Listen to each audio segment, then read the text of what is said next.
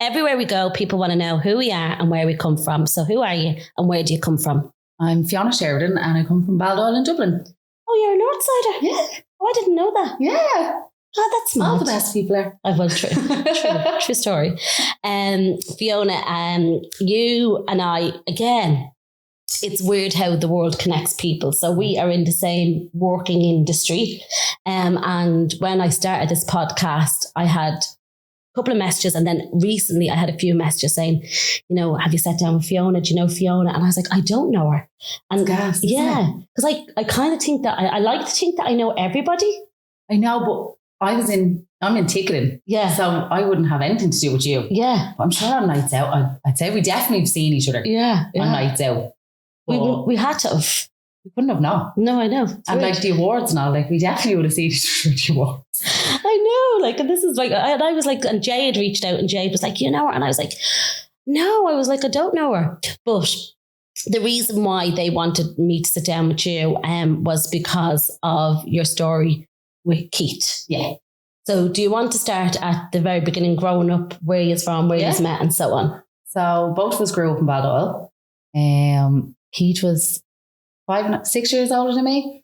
So I used to just wreck his head as like, I'd be 12, he was 18. And I'd be like, can I have a smoke? Bum smokes off and round. He'd be like, get away from me. He hated me. And then, obviously, you know, like Baldoyle's small, so everyone knew. Everyone. Still does. It's like Emmerdale. And then my older sister, Kaylee, started going out with Stephen, one of Keith's friends. Okay. So we were always like, their friends would be around my house. We kind of got to know them as like adults then. And then when I turned 16, my mum was like, oh, you can go to the pub if you want. So started going to the pub, but like my friends were all 16 and like we wouldn't always get in everywhere. So I started going out with Kaylee and Stephen and all their friends. And then, yeah, just started following them around. Like Kaylee probably didn't even want me going out, but I was like, I'm coming. And then we went to, it was Kaylee's birthday. I can't remember what, maybe been like her 19th birthday, maybe. No, her 23rd birthday it was. So we went out to Holt on a night out. Kaylee and Stephen were renting a house in Holt at the time. We had like pre-drinks there. I was like painting my nails and all. And Kieth was there. And like, it was such like an absolute messer. But like, if anyone else done it, you'd be like, he's a head wrecker, get him away from me. But because it was him, it was gas. And everyone was just like, get away from me. But it was funny. But you'd be like knocking me hand. Right. So that like the nail varnish was going all over my hand and all that stuff. So I was kind of the focus of his messing all night. So we went out to Holt, had a great night, a few drinks and all. But yeah, I was the focus of his head wrecking attention the whole night. Like in the schoolyard kind of thing, yeah. you know? But not bullying, just no, like, yeah. You know, I don't know, like kind of actually bullying, like kind of schoolyard, cause like, you know, like pull your hair a little bit, like when you walk by or something. So then everyone was closed, last call. And we went back to the house and Holt. More drinks. Good few of us went back. And then I think it could have been 4 o'clock in the morning, 5 o'clock in the morning. Everyone started falling asleep. And then there was no beds left. Nowhere left to sleep. No couches, people on the floor, everywhere. Just everywhere. So I was like, where am I going to sleep? It's my sister's house and I've nowhere to sleep. So I went into the spare room. And there was a double bed in there and Kieth was in the bed. So I just knocked on the door. I was like, can I get in? And he was like, oh, like real gentleman though, like proper gentleman. He was like, oh, I'll go sleep. Where I was like, there's literally, are you going to sleep on the kitchen table? Because that's all that's left for like anyone to sleep on. And he was like, oh, I'll sleep on the floor. I was like, not like, I'm just getting in for a sleep. Like, I don't care. It's a double bed. Move over. So I got in, but of course the two of us ended up chatting all night, laughing. He had me in stitches. And then he was laughing at me. So like, he thought it was funny, but funny to laugh at. Okay. So he was just laughing at me. Like, we just had a great night. That was the first time I actually properly, like, you know, when you know someone, you're in the same group, but you never actually just have like one-on-one time with them. So that was the first time I actually like properly spoke to him, got to know him or whatever. And we had a great laugh. And then got up the next morning. Oh no, then asked me, he's like, gives a kiss. I was like, no. He was like, well, gives a kiss. So I was like, okay then. So gave him a kiss and then got up the next day. Both of us went home or whatever. He was like, getting out of the car. I remember he was real nervous and all, getting out of the car, and he was like, I'll give you a text. I was like, yeah, okay. But I was probably going like bright red on my face as well. Like, so that was grand. But he didn't have my number. Like, he didn't ask me for my number or anything. So I don't know how he thought he was going to give me a text. So then I went on a fam trip, actually. What did Kaylee say? Did you tell her you kissed him? No, I didn't tell anyone because I was like, I didn't even know how I felt about it. Like, it was just a drunken thing as well. So I didn't want it to be like a big deal. Do you know what I mean? And like, Kieth, everyone in Baldall knew Kieth. Like, everyone held him in such high regard, and he was like the funny, everyone knew him, everyone loved him. So I was like, I'm not going to make a big deal out. I didn't even know how I felt about it. I was like, do I like him? Was it just a drunken thing? Like, how do I feel about this? So I was just like, I'm not telling anyone. How old were you at this point? I was 20. Right. Yeah, I was 20. So you knew him a very long time. Yeah. Yeah. So then it was even more weird because like although not that I never thought of myself with him, but I remember I was going out with a fella before him, and I remember I used to look at him on nights out and be like, why can't I be with someone like him?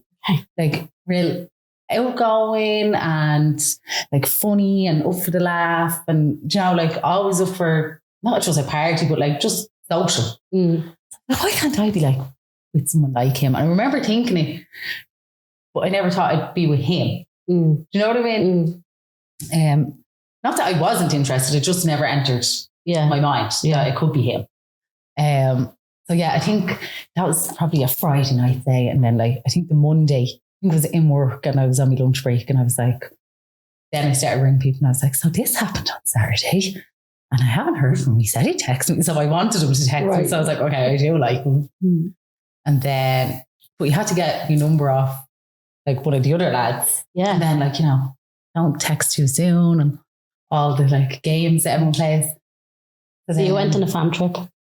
He had texted me. Did he check? He texted me before the fam trip. And I was like, I was going to Cancun. Right. I was like, I'm going away for a week. And then I was like, shit, like a week was such a long time. Like, I was like, shit, that's it now. It's done now because I'm going away for a week. And then it was my 21st birthday the week after I got back from the fam. So I was like, I invite him to my party, or maybe 2 weeks. I was like, will I invite him? I was like, that's a bit like huge step. So I was like, I'll invite the whole family. Right. Because I knew the whole family. Yeah. So I was like, I'll send it to the Sheridans. Right. And then he'll come if he wants to come. But if he doesn't come, then I know, like, there was no pressure on him. Isn't it crazy the things we do? And now, like we'd be talking about this like 10 years on and being like, I was scared to send an invitation to, like, and then you know someone so well and you're like, why was I so like, it's mad. But yeah, so I was like, I'll send it to the family. The whole family came. And then he came. It was like 50s themed. Right. So we were all dressed in like the 50s gear. He had like, he looked great. He had like a white t-shirt on, but like the sleeves rolled up and a cigarette packet in it, you know, like out of grease and all. And he had like a hat on from the 50s and all. Like, he looked great. But, did you get butterflies in his song? Yeah. And I still did till like the end. Yeah. Yeah. And then so everyone's like, is he going to be your 21st kiss? I was like, no, that's far too much. I was like, no, I can't. Like, I can't. And they were like, well, who is? And I was like, I think I'm going to have my dad as my 21st kiss. So it was my dad. No, do you know what? It wasn't. My dad was 20. Right. Whatever the counting got mixed up. Yeah, as it does. And it was actually Kieth's brother. Was my 21st kiss. Okay. But he was one of our friends as well. Yeah. Yeah, it was him. He done it for the laugh. Like, so it was Kieth's brother was my 21st kid. So it was someone in the family at least. Yes. But yeah. Oh yeah, everyone's like, is he going to be? I was like, no. Then the next day, my school friend was going back to Calcutta to volunteer. We had gone together with school when we were 16. And she was going back the day. She changed her flights and all, so she could be at my 21st. So she was going back on the 4th of July, so 2 days after. And she was having like drinks on the 3rd.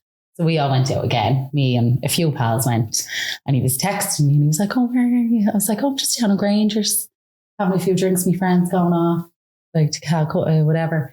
Come down if you like." I was like, "I don't really care if you come, but like, please come, please come." Yeah. So him and two of the lads came down, and then then we went knacker drinking afterwards because the bar closed, and we were like, "Oh, we go out now." Like we weren't dressed to go out. Yeah. So we went down to the seafront in Baldoyle, like knacker drank. Lovely. Real romantic, exactly what you want. So then he walked me home. We had a kiss. Oh, I tried to cook him a burger. Locked. I'll cook you food. In the house? In my man's house. Okay. And I burnt the thing, and he's eating. He's like, "It's gorgeous." I was like, I thought it was. I was like, "This is delicious." So he was eating and telling me it was gorgeous, and we had a little kiss, and then that was it. And then he asked me to go bowling on our first date. Oh, Brilliant. what do you see? Yeah. Oh, the plex. Yeah. Yeah. And then I was like trying to be all, I know how to bowl. Yeah. Like, not like this, like, but he was doing like, the leg thing, like, Yeah. he was doing it proper, and I was like, I'm going to try that. So I was like trying to do it, but then I let the ball go, and I was like, that nearly hit him in the head. He was like, "What the fuck?" I was like, "I'm so sorry," but like that was just us down to a taste. Yeah. We were as clumsy as each other. Right. So it was gas. Yeah, we had a great day actually bowling. There was another couple there, but they knew it was our first date. Oh, did they? They were probably together about 17 years or something, and they kept looking at us and being like, cute. Then that was making me even more embarrassed. I was like, "Stop looking at me." Like, it was mad, but it was great. Yeah, bowling was actually a great first date. Is it? Yeah. Yeah, I suppose it You have is. to go to the cinema, you can't talk. True. So you're sitting there going, Yeah. "What do I do?" He's going to touch my hand now. Yeah, So. is he going to touch me? Is he going to touch me? And they're like reaching into the popcorn. Yeah. Oh, sorry. Or like like reaching over when you're yawning. But in bowling, like, you're focusing on something, but you can chat in between. Yeah. So there's a tip for anyone listening. First date, go bowling. And is Kaylee fully supportive of this situation? Yeah, everyone was. Because everyone loved him. Yeah. Like, he used to call in before I was even with him. He used to call in to my dad, but like, he was mad for fishing and everything like that. So he'd call in to my dad, but like, because my dad's a chef. Right. So he'd call in to my dad and be like, "Oh, I caught this. Like, how would you cook it?" In other words, like, "Will you cook it for me?" Right, okay. So my dad would be like, "Yeah, a few herbs." And he would be like, "Cook him." Yeah. Or he caught a lobster. And he was like, "What would I do with it?" Yeah. So my dad was like, "Right, leave it with me." So my dad cooked the lobster for him all nice. And then he came back around, collected it and all. So like, he was in me, like, he was part of the family. Kind of under. casually. Yeah. Like, everyone knew him. Yeah. To a certain extent. And then, so yeah, everyone was like delighted that we got together. Except for not except for, it was like a joke, but one of our friend's moms, she's like, "I wanted him for my daughter." Just going mad. I was like, "Yeah, well, sorry, I got there first." I think everyone wanted him for their daughter. Yeah. In fairness, he was just brilliant. So yeah, we did that. And how quickly does the relationship escalate and love and all of that come into it? Pretty quick. So that was, my birthday was the 2nd of July when we kind of start, like, it was more than just a one night kiss. Do you know what I mean? And then like, he asked me to be his girlfriend on like the 16th of July. So 2 weeks later. And then we were going to Electric Picnic, and that was actually before that. Sorry, I'm getting confused now. Take your time. We were going to Electric Picnic, and I was like, "Oh, I can't get to Friday off work, so I'll get the bus from town down and I'll meet you there." And he was like, "Oh, I can't get off work either." Liar. Yeah. He just wanted to give me a lift down and all that. Good. So yeah, it was pretty, not everything happened pretty quick. Like, I think I knew I loved him very early on. Yeah, very early on. But like, we were inseparable from day one nearly. Do you know, like, but because we had mutual, like, we had the same friend group. So it just it worked I already knew his family. He already knew mine. There was no like meeting the parents or anything. We went to Vegas with his family in the January after. So like 5 months later, not his whole family, his mum, his dad, one of his sisters and her boyfriend at the time. And one of his aunties and uncles were gone. And he was like, "Do you want to come to Vegas with like my family. I was like, yeah, I wanted to go to Vegas. And I was more nervous about going and sharing a room with him than I was about being with his family. Because I knew them better than I knew him at that stage. So I was like, yeah, grand. So we went for a week and we had such a good time. We had a great time. I think after that I was like, yeah, do you know what? Like, this is it. Like, it was such a good holiday. Like, we had such a laugh. We weren't even like drinking all the time. We were going to shows. Like, as soon as we got into Vegas, got out of the taxi, hadn't even checked into the hotel. Kieth found $10 on the floor. Stop. And he was like, picked up, because he was too embarrassed to pick it up himself. Picked it up. And I was like, no, you pick it up. So pick it up. So I said, right, I walked over, picked it up, handed it to him. I should have kept it. I picked it up. So I gave it to him and he walked straight in to the slot machine. Like, literally just abandoned the bags, went into the slot machine, stuck it in, pressed a button. The thing just started lighting up, bells, whistle, bing, bing, bing. Oh my God. The wheel turning, like it was going mental. And Keith hated attention on him. Right. Like, hated it. Okay. So he was like, I don't know what's happening. He's like, get me away from this thing. He was like, get over here. So went over and he was like, I think I'm winning. And I was like, no, it must be like a demo to show you like the ways of winning. Like, there's no way. What did you do? And he was like, well, just press that button. I was like, no, there's no way you're winning. You won €550 on the $10 that you found. Stop. Yeah. Oh my God. Yeah.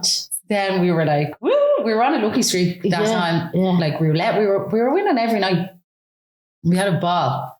Then like he bought me Ugg boots, like that was winnings, and like every time he won something, like, right, what else do you want? And we went shopping and all.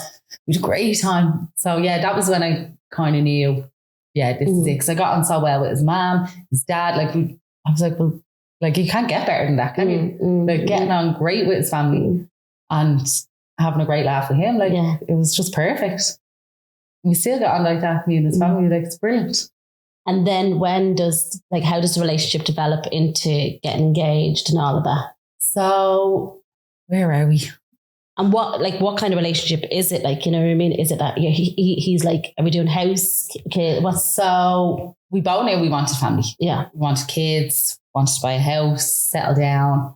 Now we weren't great at saving because working and travel, I'd be like, oh, this deal just came in for next week. I think we should go. Non-stop. And you'd be like, Fiona, we're saving for a house. I'm like, I know, but it's actually free. Yeah. Like, practically. That's the way my mind works. So all of our minds work and travel like that, doesn't it? Like, well, it should be like $3,000, but I'm getting it for 500. So, I mean, how can we not go? It's free. Come on, let's do this. We're basically getting paid to go. Like, we have to.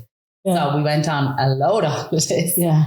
We still saved a bit. I think we were saving for a house about 5 times. Right. Okay. And then didn't happen.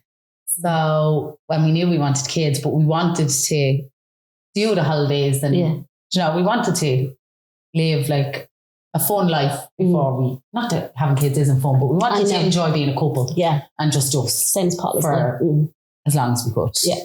So in 2014, Keith had a mental breakdown. Okay. What was that like? Horrible. How did it happen and what was going on? So we were living together about 6 months and probably the 4th time we saved for the house. So we were living together about 6 months and you know when you move in for the first time with someone and you're like, you're leaving the press door open, like close the door, all the little niggly bits. Yeah. So we were having those arguments and like that was normal. We were fine. It was normal. And then kind of kept going. But I noticed a change just in him. I couldn't put my finger on it. I didn't know what it was. There was a change in him. And I'd be like, are you okay? Like, yeah, I'm grand. And I'd be like, I know you're not. Like, you know when you know someone's not okay and they're not talking to you and it's so frustrating. So I was like, I know you're not okay. Like, I'm great. But he never was big on talking about, like, he'd tell me he loved me. He was very affectionate. But talking about other feelings. Right. He'd talk, but not properly. Just like, oh, I had a shit day at work. I'm like, yeah, but what happened? Like, let's talk it out. Like, yeah. And he'd be like, no, I'm fine. Just had a shit day. And that'd be it. So now it was a change in him. I don't know. I still to this day can't put my finger on what the change was. Then he started like kind of reverting back to when he was like 18. He'd be like, oh, I'm in the lads like playing PlayStation till 2:00 in the morning. I'm like, yeah, but you're in your 20s, like, what are you doing? Like, you're in work tomorrow. Like, come home. So I was like, do you just not want to be with me? Like, I can move out, like, we can break up. You don't have to like stay out all night. So he was like, no, I am feeling myself. I just don't feel right. And I was like, okay, so maybe you want to go to the doctor. Like, neither of us knew what you're supposed to do. Yeah. So I was like, do you want to go to the doctor? And he was like, no, I'll be fine. Like, I'm fine. I was like, okay. So eventually went on for, I'd say, about 3 months. And how are you feeling in yourself at that time? I can't really remember, but it was scary. I was worried about him. I felt like it was me. I was like, well, he doesn't want this relationship. So, but then I wanted it. So I was kind of like fighting for it. It was a lot. But I think as soon as he kind of told me he wasn't feeling himself, then I was like, okay, I'm worried about him more so than myself or us. Do you know what I mean? So then eventually he did go to the doctor, and he opened up to the doctor, told him exactly what he was feeling, how he was feeling. And they diagnosed him with depression and anxiety, social anxiety. I can't remember the correct term. Social anxiety, basically. So put him on tablets. And like referred him for a counsellor, but like the waiting list was 6 years or something. Like, it was mental. So that was fine. He was taking the tablets, but he was still like going out and drinking with the lads. And I was like, but that's counterintuitive. Like, absolutely. You're taking these tablets to make you feel better, and then you're drinking, which is a depressant and gives you anxiety. Like, you stop. We had like a few arguments, and then I moved back to me. No, did I move? No, I was just in my man's one night, and I got a message off from basically breaking up with me.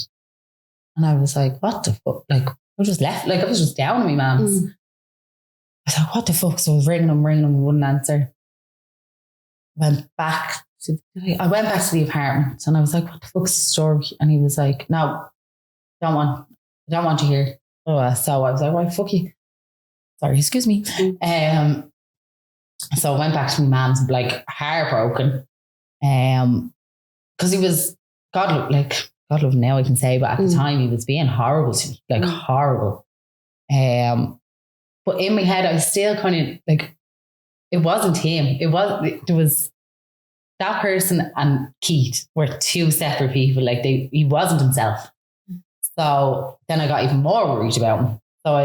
Did you talk to anyone about how you were feeling? Or did you? I'm sure I did. No, I'm sure I definitely did. But I remember after that conversation, I rang his mum and dad. Okay. And I was like, can we meet up? We need to talk. Because he hadn't told his mum and dad that he'd been to a doctor around. Okay. So rang his mum and dad, and I was like, told them basically what was going on and that he needed help. He didn't want it from me at the time. So but I was there to support them in helping him, and we had a good talk. God love, very hard for me to tell them and for them to hear it as well from someone that isn't their son telling them. So then they were involved. A few friends, I made them aware of it as well, because closest friends. And had he made anyone aware of it? I think he told me, he told one of his best friends. I think he told two of his best friends.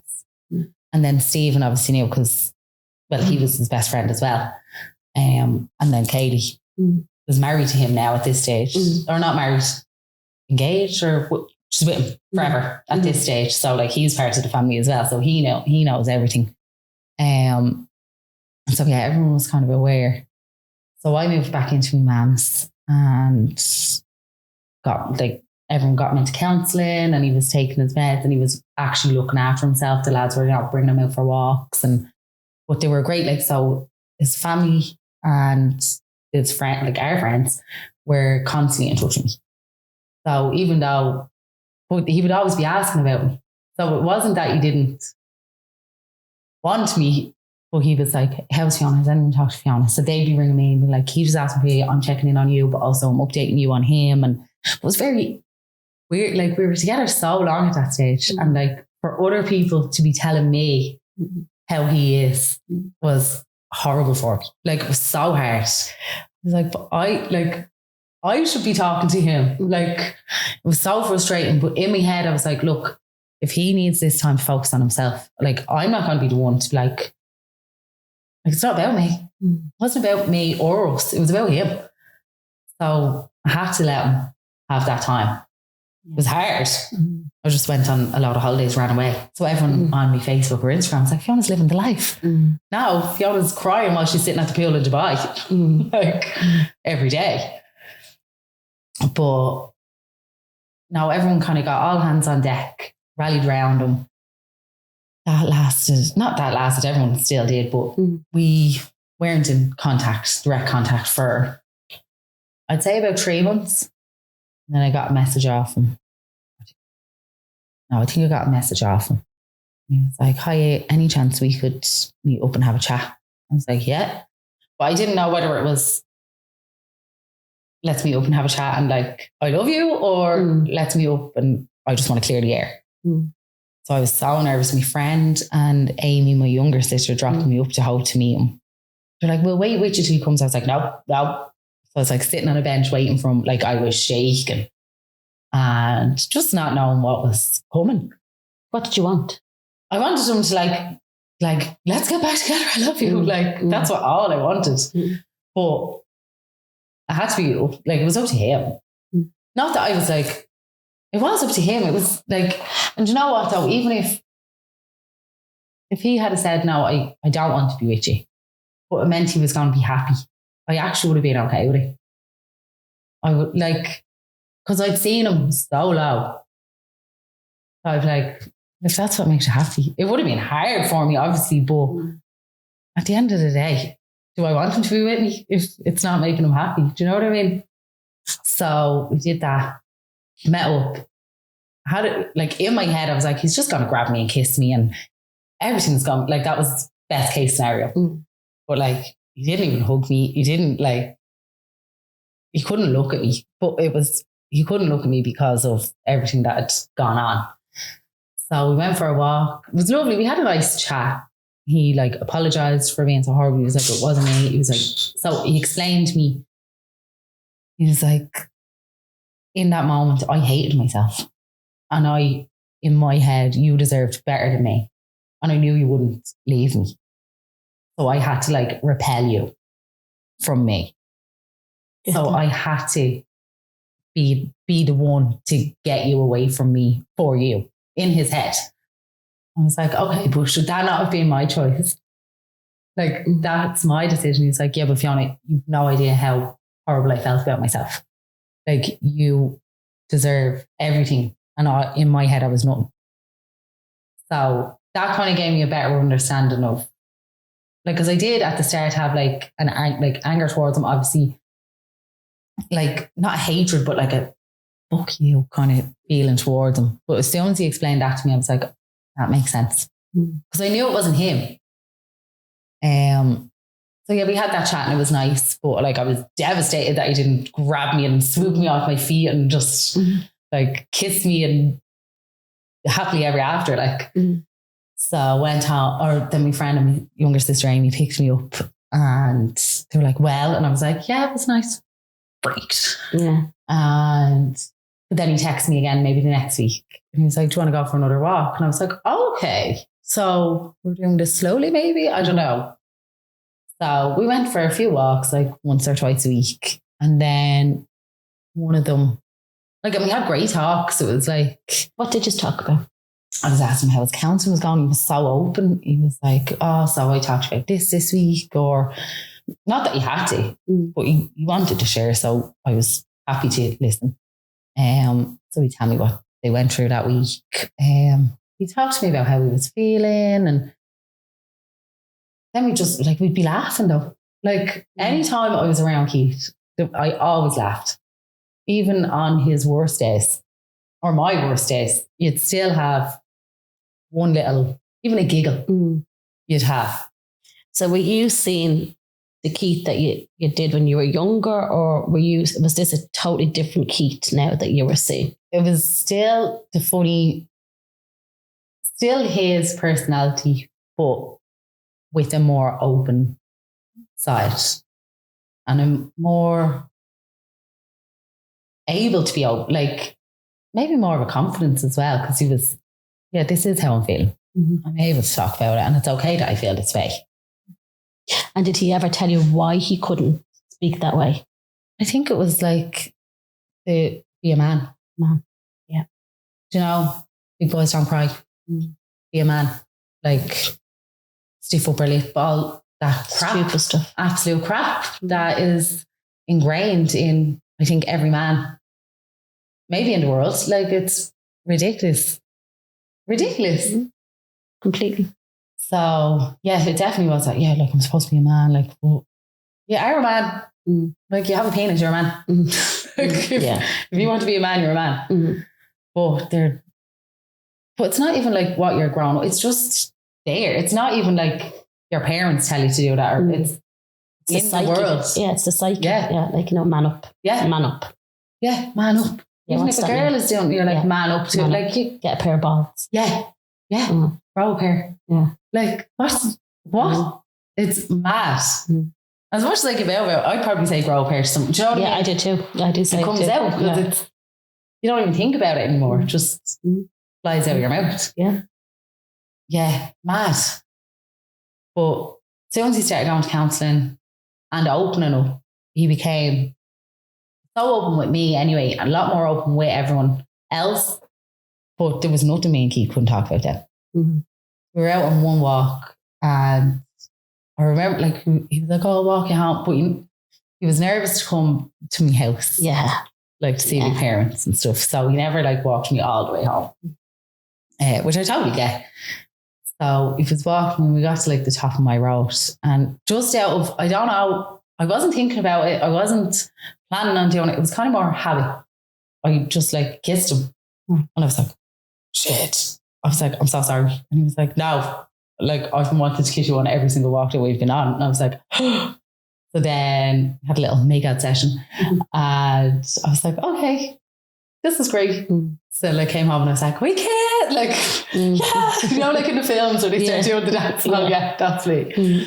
And then he texted me, he was like, I'm so happy that happened, blah, blah. And I was like, I did a little dance when I got in. He was like, me too. I was like, yes. So then, like, we were like, okay, like, let's take it slow. Like, let's ease back into wherever. That lasted about 4 months, because then I moved back in. And so he kept the apartment going, did he? Yeah, he was still there. So, yeah, moved back in. Then we went to, so working and travel, I took control of everything, not even just travel, everything. But it was always me being like, let's go here, let's go there, we're going here on this date. Like, I wouldn't even let Keith hold his passport in the airport. I'd be like, no, I have that now with my little travel wallet. You know, have everything in order. That's because you work in ticketing, because I'm not like that. But because you work in, and you know, that's you. That's you people. Yeah. I blame. I'm the other side. No, it's not all travel. Like, because you know, you're like travel agent, and they turn up to the airport with no passport, and we're like, you're a travel agent, but you're. But I've seen what happens when you don't do things. Absolutely. Yeah. Like, I'm fixing those messes. Yeah, so I'm like, I am not ringing work to tell them that I'm one of the people that forgot something.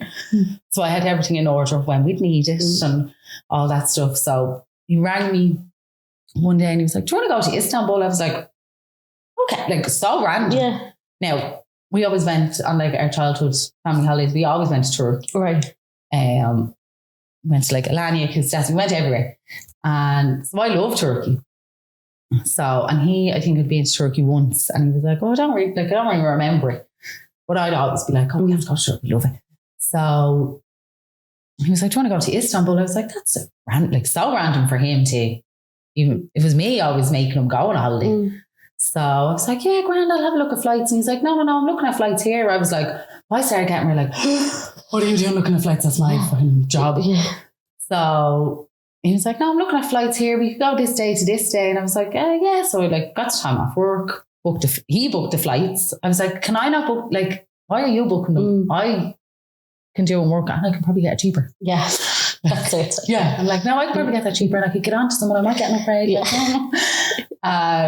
So he was like, no. Like it was his thing. So I had to just reluctantly let him do it. Take a step back. Yeah. So he booked it and then he was like, I was looking at this hotel. Now I am a snob. Me too. But it just comes with the territory. Yeah. I'm a snob when it comes to hotels. Like, it's like far from hotels we were rared. Absolutely. The way we carry on. Yeah. Like his favorite was born with like silver spoon. No. Yeah. But he was like, I'm looking at hotels. And that's when I was like, I don't know if I can allow you to book a hotel. But he was like, no, this is my thing. I'm doing it. Put his foot down. I was like, okay, now you've done a great job. Picked a great hotel, perfect location, gorgeous. So I was happy with that. But he did let me email them like, hi, we're going. Yeah. So we went to Istanbul and God love him. I just made it very difficult. He was proposing to me, but I had absolutely no clue. Of course. And you're carrying on. And he's probably not for the whole time. No, like carrying on before we went. I'll book that, taking that away from him. Then we get there. And so we got there and our friend's cousin, our friend is Turkish, but his cousin lives in Istanbul and owns a restaurant. Okay. So he's like, oh, I want to meet up with him as his cousin. I was like, well, what? Because this is our first trip since we got back together, since everything had happened. It was our first time away, like on our own, no one around. He's like, I want to meet up with him as his cousin. I was like, what? I was like, no. I was like, it's like, let's just have time for us. And he's like, no, I want to meet up with him. I was like, oh, sorry. So the first night he wants to meet him.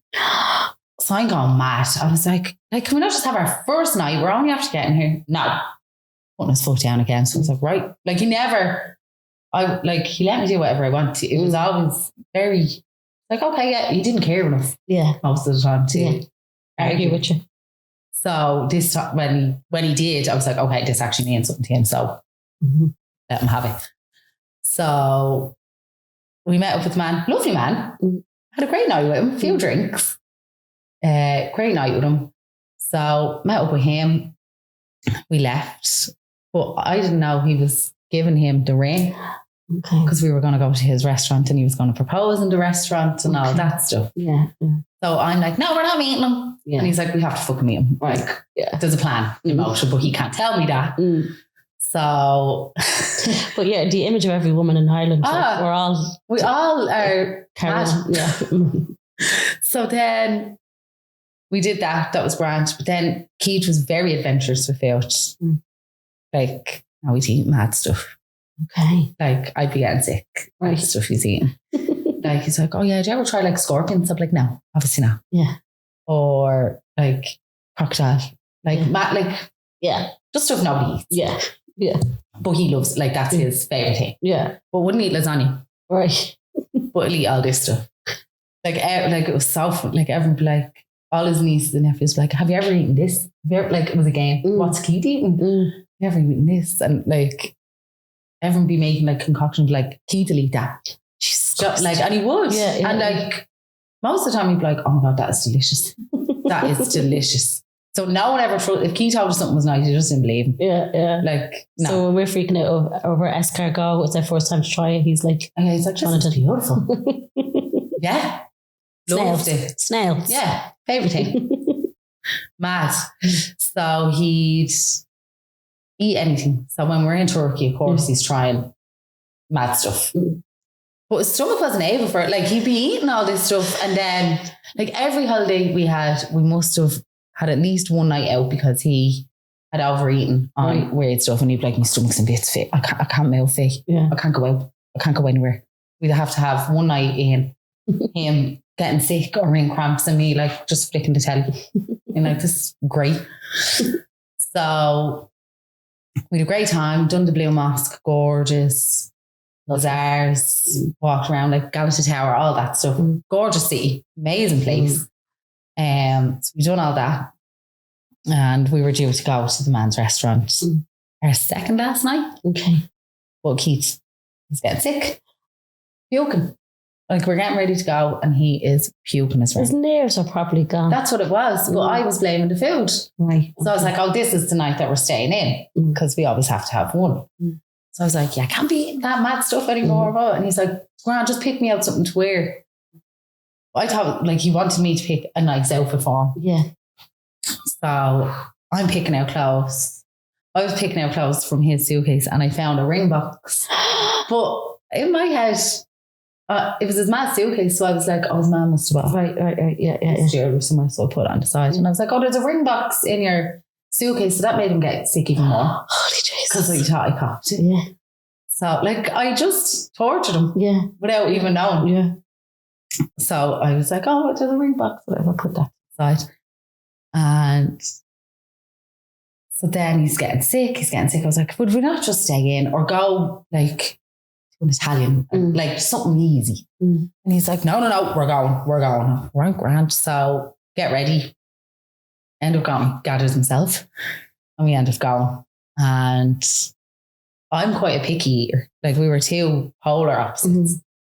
Not a picky eater. I like what I like. Yeah.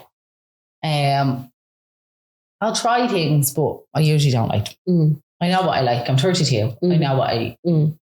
So he was ordering all the mad stuff. And I was like, can I just have like that without this? Yeah. Like wrecking their heads. So gorgeous meal anyway, had that. And then they were like, do you want dessert? I was like, no, I'm actually stuffed. He's like, oh no, we'll get a dessert. I was like, no, like I'm stuffed. I might just have like a glass of wine. That'll be my dessert or whatever. So they were like, oh, we have a special. We're going to bring you a special dessert. Because obviously the cousin was over with us the whole time. Looking like we were like VIPs in there. So he brings out this like gorgeous like platter of like baklava and like the dates and the Turkish delights and all like gorgeous stuff. And I had a cloche. Yes. Yeah. On top, silver, little one, like that size, a little silver cloche on top in the middle. And so we're like, oh, this is all lovely. And I was like, what's that? So whenever I like, Kieth was my taster. Right. So I go, well, I like this. Like with anything. Yeah. Or like me tea. I'd be scared, always scared that I'm going to burn my mouth. So I'd be like, will you try that and tell me if it's too hot for me? Like he's just doing everything for me. Yeah. So I'm like, will you try that? Make sure it's not too hot for me. He'd be like, no, it's grand. Or like, give it a minute. Like, it's like a child. So I'm giving them stuff. I'm like, will I like this? Yeah. Will I like this? And the cousin, I can't remember his name. I keep calling him the cousin. It's there, but I can't think of it. Don't worry. So he was like, oh, and I was like, what's under the dish? And he's like, under this dish is the most delicious Turkish delight you will ever eat in your life. And I was like, oh. He's like, yeah, we make it in-house. Blah, blah. And I was like, oh, I actually don't eat Turkish delight. So I just like bypassed the dish. And I gave Kieth, I think it was a date, but like in toffee. Yes, like yes, I know what you're talking about. Yeah. So I was like, well, I like that. So he has that in his mouth. And with that, your man has convinced me to try the Turkish delight. So I'm like, okay, yeah. Like nearly annoyed at him. Yeah. So I lift up the thing. There's all these like, the evil eye beads. And in the middle is this ring. And I was like, what is that? Oh, God. And Kieth has this mouthful of toffee. Right. So he's like, trying to talk. I know exactly what he's eating, so I understand completely. Yeah. Oh my God. So he's chewing on this, chomping on it. And I'm going, what is that? Then he like stands up and he's like, float. Like he gets down on one knee. His mouth is full. He's trying to do it. He's gone bright red in the face. I'm going bright red in the face. Picks up the ring. He's like, ask me to marry him. But I was like so in shock. I was not expecting it at all. Right. I wouldn't have put if I had known. And then the mouthful, like I was laughing. I was in shock. And I was like, he was such a messer. Like such a messer. Yeah. I was like, is this a joke? Okay. I was like, are you joking? And he was like, no. And I was like, no, what is happening? And he was like, I'm asking you to marry me. I was like, oh, okay. There was like a load of like Americans tourists, they took over the whole restaurant. They were like a big group. And everyone's like, did you say yes? Because it was probably about 3 minutes. I'm like, did you say yes? And I was like, oh, I never even said, yeah, of course it was. So we put the ring on. It was gorgeous. And everyone, but like, God, look, and then, no, before that, his phone rang and it was my dad. There was an explosion in Turkey, in Istanbul. Okay. Just before Kieth asked me. So he gets a phone call off my dad and he was like, he's telling me not to ask her. He changed his mind. Oh my God. So he goes outside, answers the phone. My dad's like, he's okay. Whatever was on the net. Like, it was obviously like magnified here. Yeah, we didn't even hear anything about it. So that was grand. He came back in. Then my mum rings me because she's here and she's panicking. She's bawling, crying. I was like, no, my mum thought, like, I have no idea what you're talking about. Yeah. So she's panicking. And then so then I ring my mum back. I was like, hi. She's like, well, still crying. I was like, I'm engaged. She's like, what? Like, 1 minute you're dead from a bomb, now you're engaged. It was just chaos. But it couldn't have gone. Like, the two of us were perfectly imperfect, is what we'd like to call it. Mm. But like, it couldn't have been the smooth. No. It wouldn't have been right. Yeah. It wouldn't have been right. It had to be a story of chaos for it to be me and Kieth and for it to be right. It was brilliant to go home. My mum and my two sisters met us in the airport with balloons and champagne and everything. And then Kieth's family had all the house, like balloons, champagne, everything. It was brilliant. And then how long after you're sitting down and you're putting wedding plans together? Yeah. How long we were engaged we got engaged in 2004. The end of 2014, December. We got married in 2018 in the August. So again, we were like, we'll get a house first. And just take it back slightly, just during the engagement to the wedding, is everything okay? Is it good? Everything's great. We were very happy together. Kieth obviously, like, he had a mental breakdown and he still had depression. He still, like, that never left him. Yeah. He had great coping mechanisms. Stayed in his counselling, saw psychotherapist. I found a brilliant psychotherapist, Ivor Brown. I don't know if he's still practicing. Brilliant man. He done great work with Kieth. He tried everything that he could find. We done yoga together, try and calm his anxiety. He got very into meditation. So every night Kieth would meditate. Exercise was brilliant for him.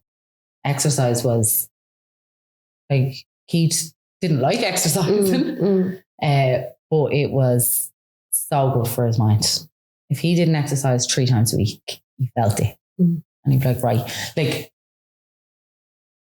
obviously, if you're not into exercise, I don't think anyone is into it. I'm not into it at all. No. Is anyone actually into exercise? Oh yeah, I see them do inner city running club lads. They're brilliant, and I'd love half their enthusiasm. And they've just come back from Rome and done a marathon, and I'm like, oh God, I don't know. Obviously, they are then. Yeah. So it's just us. But he didn't like exercising, but he liked the aftermath of it. So that was great for his head. But obviously, like with anything, you do it. You get real into it. And then it would drop off for 3 months. Yeah. And then he'd start feeling low again. Or it wasn't even low. It was his anxiety more than depression. I think the depression left him. Not left him. It wasn't. Anxiety was more what he suffered from. Right. Panic attacks did he have? Panic attacks. If he was in a bad zone, he'd be getting sick every morning before work. Okay. Like he got up before me, and I'd wake up to him getting sick. But he didn't want anyone near him when he was getting sick. Where I'm like, everyone come look at me and rub my back and hold my hair. Yeah, look after me. So very hard when someone's getting sick and you like the attention, but someone doesn't. So I'd like hovering, like, you ready for me now? So yeah, something like that could go on for 2 months at a time. Every morning getting sick before work. Or he'd ring me. He'd be in the shop and he'd ring me like, I couldn't do it. I had to come home. I'm on my way home. I had a panic attack. I'm like, okay. How hard was it for you to watch someone get Horrible. sick like that as well? That physical Horrible. thing. Like, you're so helpless. Mm. You're so helpless. Mm. You can be there. You can say the supportive words. You can, when he's finished getting sick and able to have someone around you can give him the hug and love. But it's not you going through it, it's him. I used to get sick. Did you? Mm. Did you? Mm. For years. And it was before Paul and Paul saved me. But like, it was my friends. And I do wonder, one friend in particular I want to ask, I do wonder, she held my hair when I puked. Horrible. It is. Yeah. Horrible. And people don't see that physical side. I'm getting really emotional now for you. It's tough. People don't see that. And they don't realise that it is a mental illness, but it affects you in so many ways. Like, so many ways. Keith was sweaty, but you would be sweating. Or we'd be in my mum's for dinner and it would come on him and he'd be like, I have to go for you. And I'd be like, what? And he'd be like, I have to go. Now, Keith was always running around doing nixers for people, or like he was always on the go helping people or doing something for someone or dropping something off, picking something up. But I'd know the way he say it. He'd be like, I have to go, I have to fly off and do something for someone. And I'd be like, oh, he's okay. I'm like, do you want me to come? He'd be like, no, I'm grand. And you just need to like drive. Just get out of, like, nothing would trigger it. It would come on and you'd have to just leg it. Get out of the situation as quick as you could. But nobody knows that that's happening. Me and him knew what was happening. He was so open with everything that he felt with me. He was a lot more open than he ever was with everyone else as well. But sometimes I'd be like, you know, if he was going through a tough time, we'd be grinding around, we could manage most of the time, but sometimes I'd be like, okay, I need to tell. For me, I'd be like, okay, I need to tell your mum, or I need to tell my mum, or I need to tell someone because it's actually getting too much for me at the moment. So I need backup in this time. And if it was for me, he'd be grand. But he didn't like everyone knowing how bad he was. But if I wouldn't tell anyone unless it was when I needed it. Yeah. Because that's his decision. That's not my thing to tell anyone. So, but if it was for me, he'd agree to talk to someone else. Not even talk to someone else, just even for me to be able to talk to someone. Like I'd be there for him and me to be able to go to someone and go, okay, this is getting a lot. Do you know what I mean? Because you do, it was him in it. It wasn't me in it, but I was there. So it does get too much sometimes. Of course. Yeah. Of course. It's hard. You're on the sidelines. It's very difficult. You're watching and you do need the support. You want to do everything that you can, but you do everything you can. Not that you want, you do everything you can. It's just, you're not that person. So you can't do everything. Horrible. And then horrible for him, because then he starts apologising to me for putting me through it. I'm like, you have nothing to be sorry about. Like, I used to get like annoyed at him then. I'm like, don't you ever apologise to me for feeling the way you feel. You can't, like, you're not doing this. It's an illness doing this to you. Don't you dare apologise to me. Ever. Like, talk to me about the wedding. Tell me about the wedding. God, it was the best day ever. Like, the best day ever. We got married in Langton's in Kilkenny. Oh yeah. Why Kilkenny? My sister found it. Yeah. So Kaylee got engaged around the same time as me and Kieth, to Stephen. So the four of us would go around looking at wedding venues and, like, you know, sipping the champagne and everything. So she was on the hunt as well for a place. She found Kilkenny. Kaylee's a singer. She's on a break from Dublin Gospel Choir. Okay. A long break. But she had a baby, so she hadn't got time for anything. So she found Set Theatre. Right. She got married in, which is connected to the hotel. So we went down with her to look at it for her venue. Yeah. And, like, stunning hotel. When we got there, like, it's just a brick building on a main street. Looks like nothing. I was like, is this it? And then you go in and it's stunning. So we went in and Katie was getting a tour and going through everything. And near the end, Kieth was like, why are we not getting married here? I was like, I'm not getting married. They're getting married here. We're not doing the same wedding. Yeah. Kaylee wanted a double wedding, but I wanted my own day. Yeah, of course. I was like, no, not sharing my limelight, not at all. So the man, Sean, in Langton, Sean Reid, is an expert wedding planner. Okay. He's unreal. Like, he's amazing at his job. The whole team are unreal. So on the ball. So he heard Kieth say that and he's like, well, you know, we have other rooms. This is just the room that Kaylee was interested in. So then he showed us the ballroom and showed us all the different options and stuff. So we thought about it. Kaylee booked it right there and then. So they got married in the September and we got married the August the next year. So we ended up booking it. So we got married. Our ceremony was in Set Theatre. Gorgeous. It was brilliant. Like, it was so good. The planning was, you know, the way everyone's like, enjoy every minute of the plan. Like, you can't when you're in it. Yeah, no, not There's far too much to do. And you've never planned a wedding before. So you don't know actually what you have to do. Yeah. So it's like, it's mental. So Kieth didn't care. But then I saw like one venue before we booked Langton's. And I was like, I love it. And he was like, no, I hate it. I was like, oh, for someone who doesn't care, now you hate someone? Yeah. So some things he didn't care about, obviously, because men don't. So then, like, I got my dress. The dress that I looked at and said, I'll never wear that. Was the dress that I ended up wearing. So we got married. I stayed in the Hibernian Hotel in Kilkenny. Right. We got, you know, the trains, the tourist train. Yeah. So we had the tourist train bring me and the bridal party, my mum and dad, down to Langton's. And everyone's beeping and like cheering. We had the music pumping. We're like waving at everyone. It was brilliant. And I'm raging like everyone didn't get to do that because it was so good. Yeah. It was brilliant. So we had that. We had a gorgeous morning getting ready. Got the train down to Langton's. Arrived. Walked in. My dad walked me down the aisle. It was gorgeous. I wrote a poem about how we met and got together, and that was like the backdrop for the ceremony. We had it like blown up.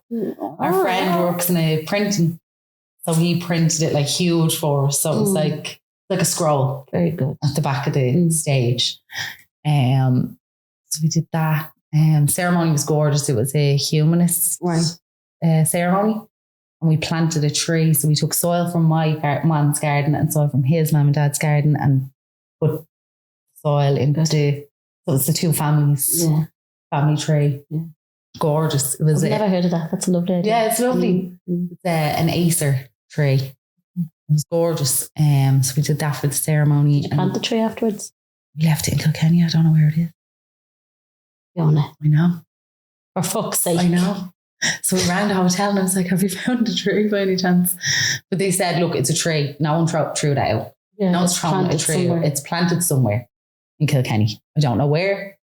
But so Langton's, they have Marble City Hotel. They have a few places. Yeah. So it's in one of them. If anyone sees an Acer in Kilkenny that looks about nearly 3 years old, that's mine and Kieth's. Let me know where it is.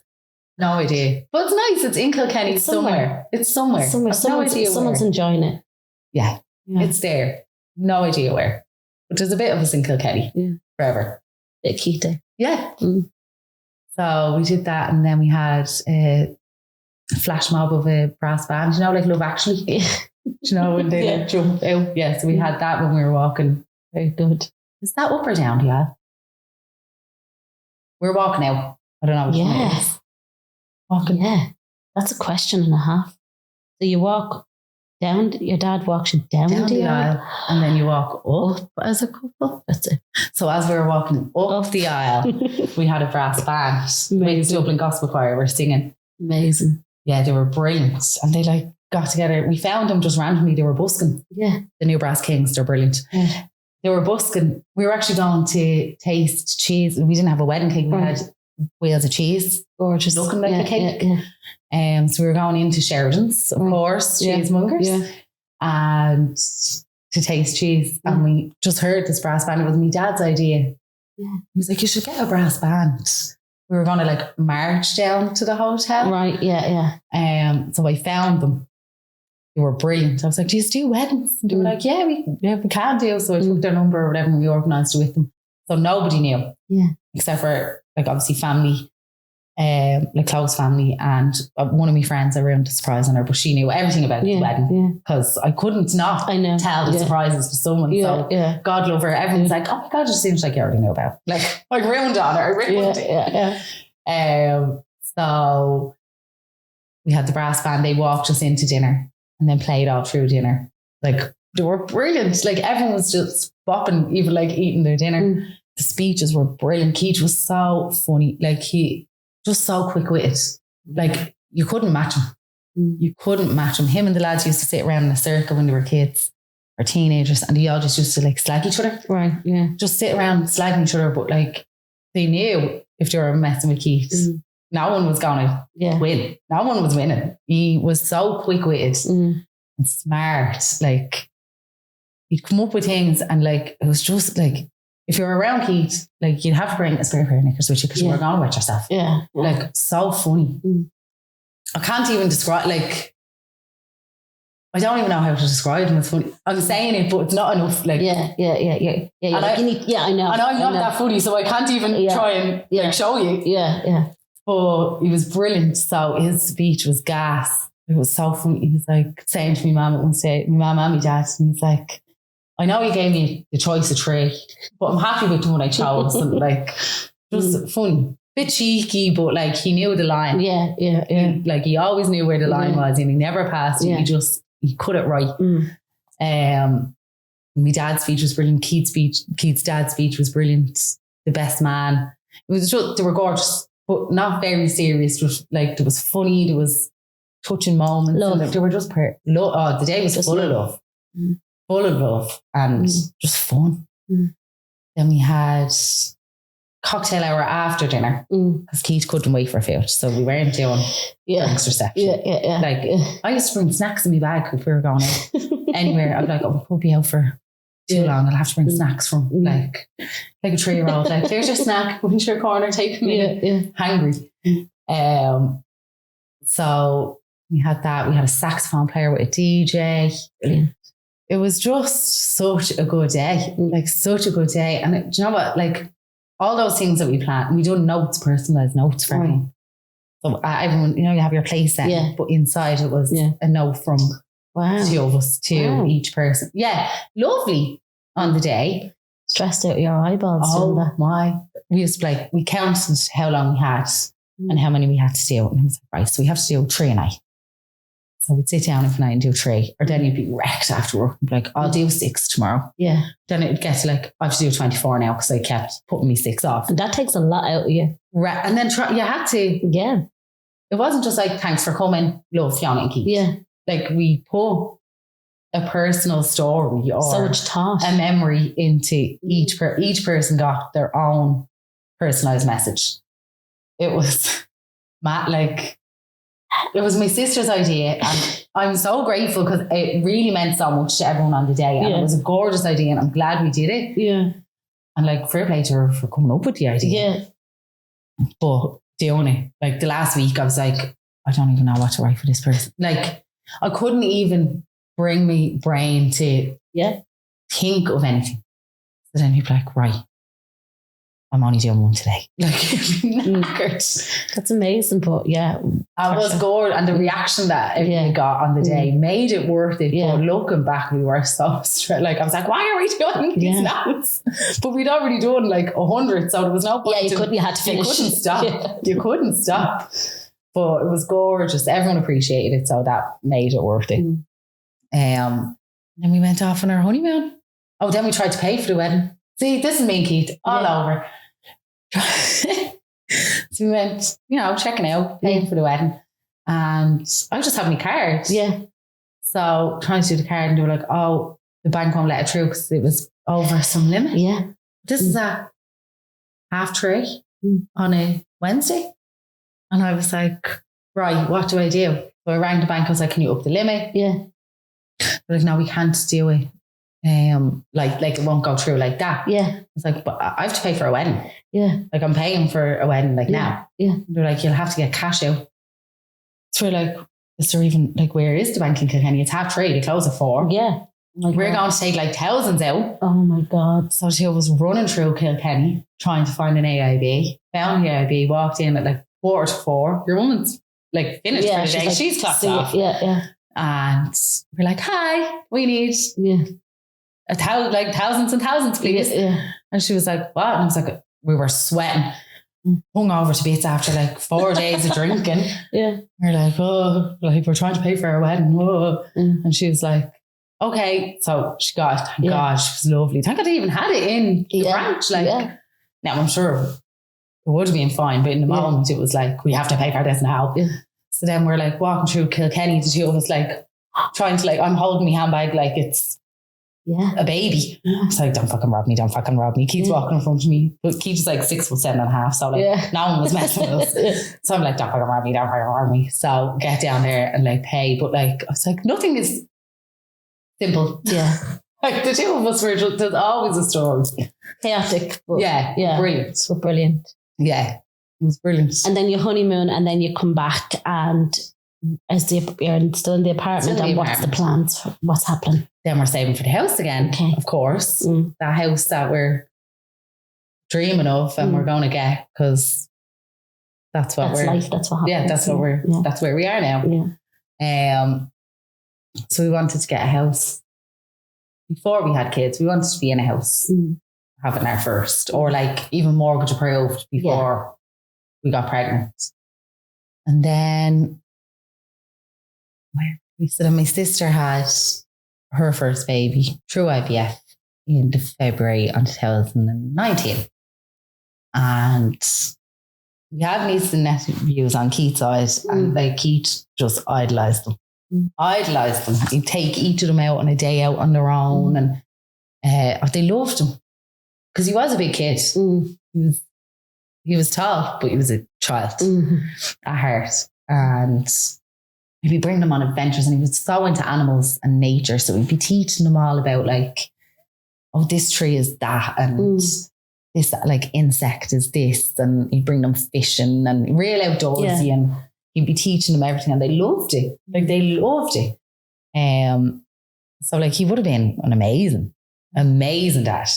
Like I was like, our kids are going to love you more than they love me. Yeah. So when my sister had her baby and going through the IVF and like it's tough. And then you don't even know if it's going to work. So that kind of kickstarted us into being like, okay, I think we're ready to start trying. So we start trying. And we're like, look, we're nearly at where we want to be for the mortgage. So we'll just start trying. And we had like, it's a 2-bedroom apartment that we're in. So if it happens, it happens. It's fine. Yeah. Like people had 10 kids in 2-bedroom houses. Do you know what I mean? So we start trying. And the first month didn't happen. I was like, what? Yeah. Like, this is supposed to happen as soon as I want to. That's what you think. So it didn't happen. And we were just a bit like, oh, I can't believe that didn't happen. That's mad. Like, we tried for 10 years not to get pregnant and now, like, because you just assume it's going to happen. So it didn't happen. So then second month didn't happen. Upset then. Like, oh, okay. Because you think, oh, it's just a first. It'll happen next time. Now, upset then. Third month, really upset. And then every month after that, devastated. Like in bed for 2 days, crying. You or him? I'd be crying. He was more, he had to do something if he was upset. Where I'm like, I have to stay in bed. But then he'd come in and like hold me, and I'd be like, oh. It was just like, why not us? Yeah. Like friends were getting pregnant the first time they tried. Friends were falling pregnant. Like people fall pregnant without even trying not to get pregnant. So So it's like, why not? Like, why not us? We were doing everything. Like, I mean, ridiculous things I was doing. I quit smoking. I'm back on them now, but I quit smoking. I was off them for 10 months. Keith was off them. He'd have the sneaky one or two. Like, he'd be down on my mass, knocking on the window. Yeah. Like, sneak out for one. Or he'd be out of his tomato plant. Right. And I'd be like, you ground tobacco out here as well? Because I can sell it off you. But it was just, he'd be like, oh, no. Like, it was more of a joke then. It was like, oh, you're going out to the tomatoes. Like, well, you cut down loads, like probably have one a day or something. Because we were heavy smokers. Right. I stopped drinking. Well, I had to stop drinking because as soon as I had a drink, I wanted to smoke. So I had to stop drinking. Yeah. Stopped drinking, stopped smoking. Two of us started exercising. I got into meditation then. Keith was like helping me appreciate meditation. We were doing like manifesting. I was going through Reiki. I was getting acupuncture like around the ovulation. I was pissing on sticks. I was everything and anything I could find. I was doing it. I was getting my bloods done. My thyroid is underactive. So I was taking my tablet like religiously. Where usually like, did I take it today? Yeah. Oh, I don't know. I'll just take 2 tomorrow. Right. Yeah. No. Where now it was like 9 o'clock in the morning, take your tablet. Yeah. So like regimental about like it was an obsession. But we wanted it so much that we couldn't think about anything else. There was nothing else. This is what we wanted. And we were putting every bit of our energy into getting it. And then people like, just stop thinking about it. Just stop thinking about it and it'll happen. Yeah, because me thinking about it is what's like, stop thinking about it. Go have a drink and go have a drink and a night out and you'll get pregnant. Like, that's going to work. Yeah, it might work, but that's not why it worked. Like, people are. It might happen at that time. Like, people are mad. Nobody means bad by it. Nobody means bad by it. But until you're in that situation and you are like desperate to have a child, and everyone's getting pregnant around you, everyone. Like, I felt like the whole universe was pregnant while I was trying to get pregnant. And I was happy for everyone, but I was heartbroken for me and Keith. And so obviously he was heartbroken. So we weren't trying, I think you're supposed to be trying a year before you go and talk to someone. I was like, I'm not waiting until the year. I want this now. So if I have to wait another few months, that's another few months without a baby. So we lied. I think we were 9 months and we said we were 13. And so we went, got all the tests. Everything came back normal. Everything. Now, my thyroid, we were messing with the dosage and that can stop you ovulating. Of course. But I didn't realise that what your thyroid actually does. Because they don't tell you. No. They just told me you have hypothyroidism. I don't know what that means. I don't know how that affects my body. I'm just taking the tablets because you're telling me to, but I don't actually know unless I Google what's going on. So that can stop you ovulating. So we got that and like my dosage was right. That was fine, but nothing was wrong. So we're like, right, so what do we do here? So kept trying. And then they wanted to like internally scan me to make sure everything was okay in there. Now that is an uncomfortable procedure. Right. I think I've been waxed. I've been like, you get your cervical check, all that. So it wasn't as embarrassing. I think you get used to it, don't you? Like if you're being waxed, you're getting your cervical check, you're doing all that. So you're just like, okay, another visitor coming in. But it's the way they move, like they're certain in there. So it is uncomfortable if anyone's coming up to doing it or anything. It's a bit uncomfortable, but you know what you're doing it for. So you're like, just get it over and done with. This is fine. So they done that. Everything was fine. So they suggested doing IUI, which is timed artificial insemination, basically. Okay. So I injected. So it starts on day 1 of your period. you inject it like to stimulate ovulation. Mm-hmm. So you're injecting, but for IUI, you just want 2 like eggs. Mm-hmm. But IVF, you want as many as you can get. Mm-hmm. So it's like, it's less invasive is what they say. Mm-hmm. So you're still injecting though, but it's just a lower dose. So you're injecting, but I couldn't do a Kieth had to do it for like, it wasn't sore. I just actually couldn't do that to myself. Yeah. It was like a mental block. I couldn't. So you're injecting and then you're in every few days to check the process and how it's getting on. And went in and they were like, okay, they're nearly ready. So I had to take a trigger shot. So you do this and then 12 hours later, that egg will release. So we had 1 egg, 1 to 2, but we got 1. So that egg will release then. And then they go in with Kieth's little swimmers and insert it to the right place. And more than likely, they'll meet. Yeah. And you'll be prepped. Well, then it has to implant and take and everything, but you have a higher chance. Yeah. So we did that 1 round and it was like, you're pumping hormones into yourself. Like it's hard. It's a lower dose, so it's not as... Doesn't matter. It's not as bad as the IVF, but you're still pumping hormones in. So you're like, oh. But it was gas. Like the first night we done it, he's like, right, pop the injection in and then I'm going to head out for a walk. I was like, no. But we were taking videos of it. So we were doing like day 1, day 2 and stuff. And I was like, you can't go out for a walk. And he was like, what do you mean? I was like, we have to have this beautiful evening. Like we've started the journey of our child. Like this big fairy tale in my head. I was like, we have to sit in and like light candles and watch a sad film and cry together. And like, then we started doing that and like, there was nothing on telly. Didn't want to watch it. And I was like, I think you should go for your walk. I changed my mind. Sorry about that. I just had an idea in my head. So we went off. But then we kept forgetting. So like you do it at like say 7:30 every night, between 7:30 and 9:30. Yeah. And then I'd be like, did you bring the injection? He'd be like, no. So he'd fly home, get the injection. Like, 2 disasters. But anyway, we did it. And we done it in the right time frame all the time. Like we made sure we done it right. Gave it everything we had. Acupuncture is supposed to be good. I think it's at the very start and the day before the implant, the insertion. Insertion. And the day of.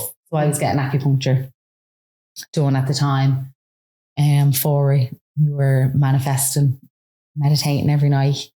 I read that pineapple and avocado are great for helping. Like, I don't know how, but they apparently are. So Kieth's sister arrived with like 10 pineapples, 20 avocados. She's like, here, thanks. Like living on them. Like just try anything we could find. We were trying. And we were due in on the Saturday to find out. They tell you not to take a pregnancy test yourself. Did you? No. You have to wait 2 weeks, and that 2 weeks feels like 3 years. Like every day you're like, have I felt that before? Like probably like it was probably a fart coming. And I'm like, did I ever feel that in my body before? Yeah. I don't think so. That's not a cramp I know. I think I am. Like anything that went on inside me, I was like, that means it's working. Like, and then I might not even feel anything in my head. I'm creating things that I feel like.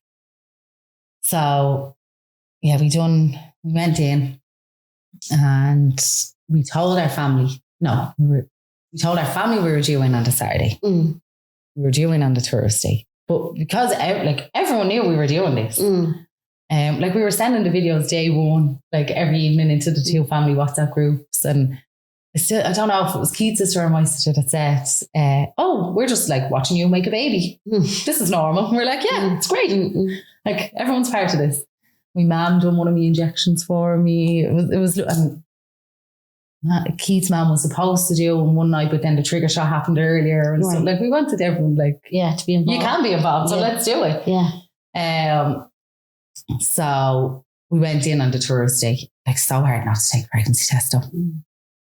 Like I don't think anyone actually doesn't, but like we were like, no, do what they told us, do it. And you kind of get to hold on to the dream a bit longer. Yeah. as well if you don't do it. Yeah. Because it still could. Like if you take one and it's negative, then it's gone. It's gone. So it was like, oh, well, it still could be. The longer we wait, it still could be real. So we went in on the Thursday and done the pregnancy test, and I wasn't. It hadn't worked. And we were devastated. Like we were pregnant. Like I was already pregnant in my head. Kieth was like, we were picking baby names. Like we'd picked baby names. We were like, it was happening. Like there was no way we weren't in our heads.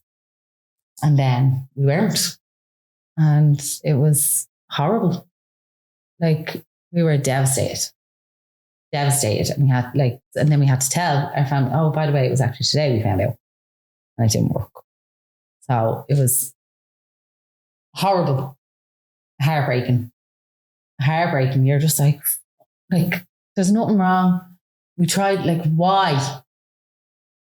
But you're not, like, there is no why. It just didn't work. So then... Is that very difficult to realise there is no why?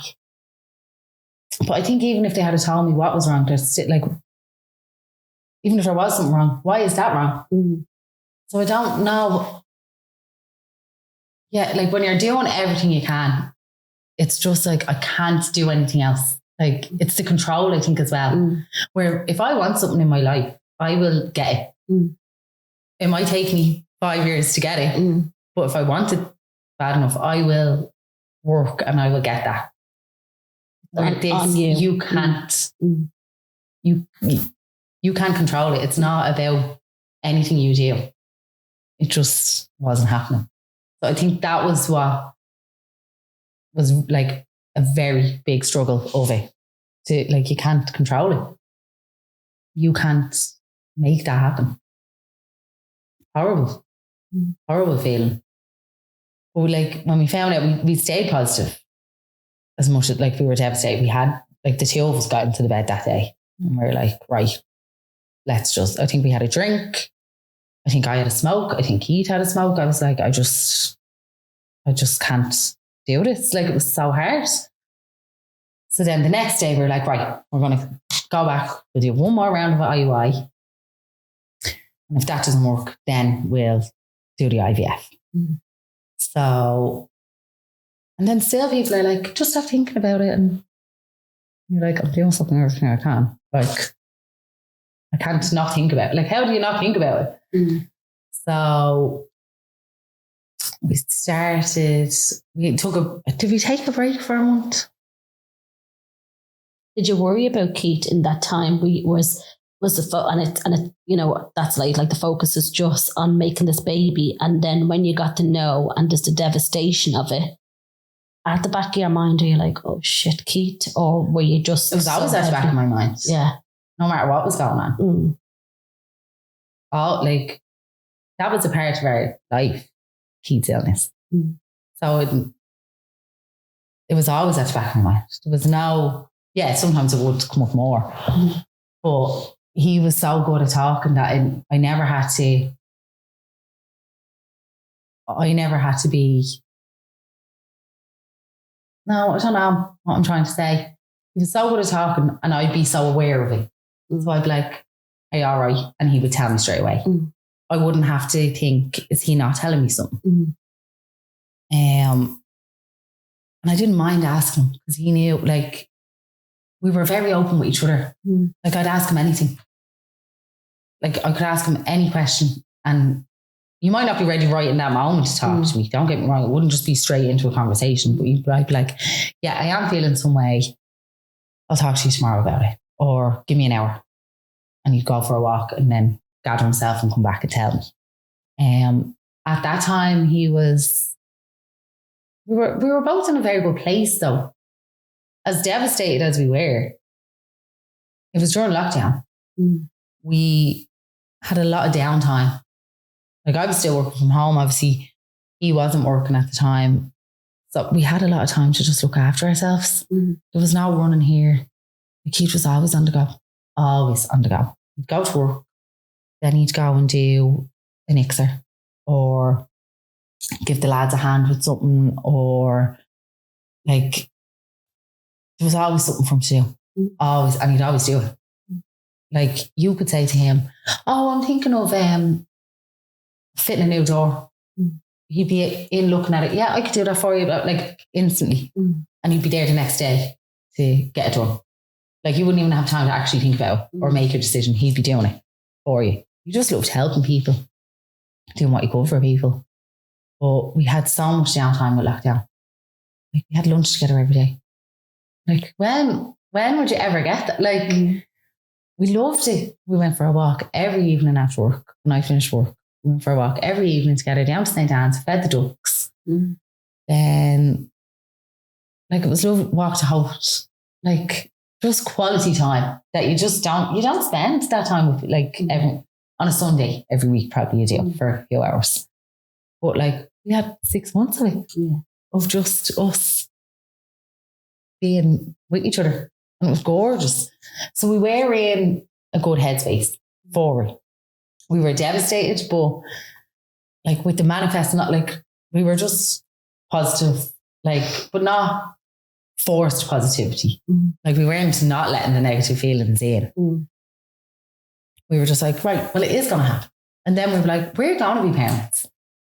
Okay, maybe we won't get pregnant, which will devastate me.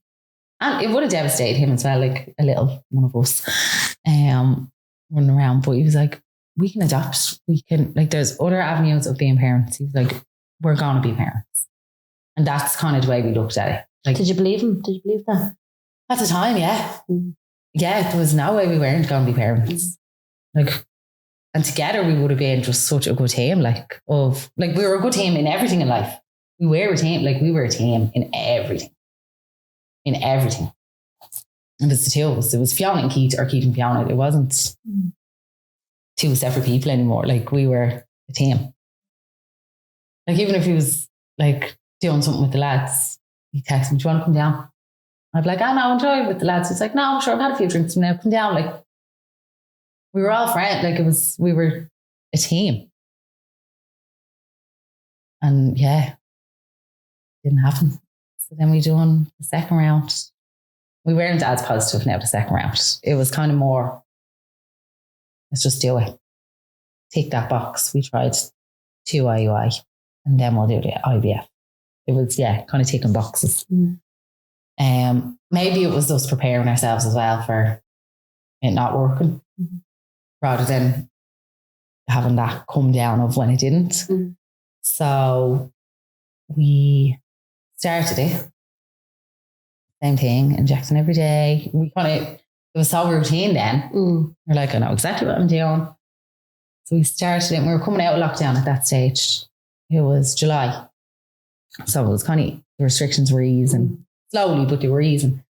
And Kieth got in a crash on the Monday. That's that right? Yeah. The 13th of July, he got into a crash. Small, minor crash in his work van. It was his neck and his back were at him.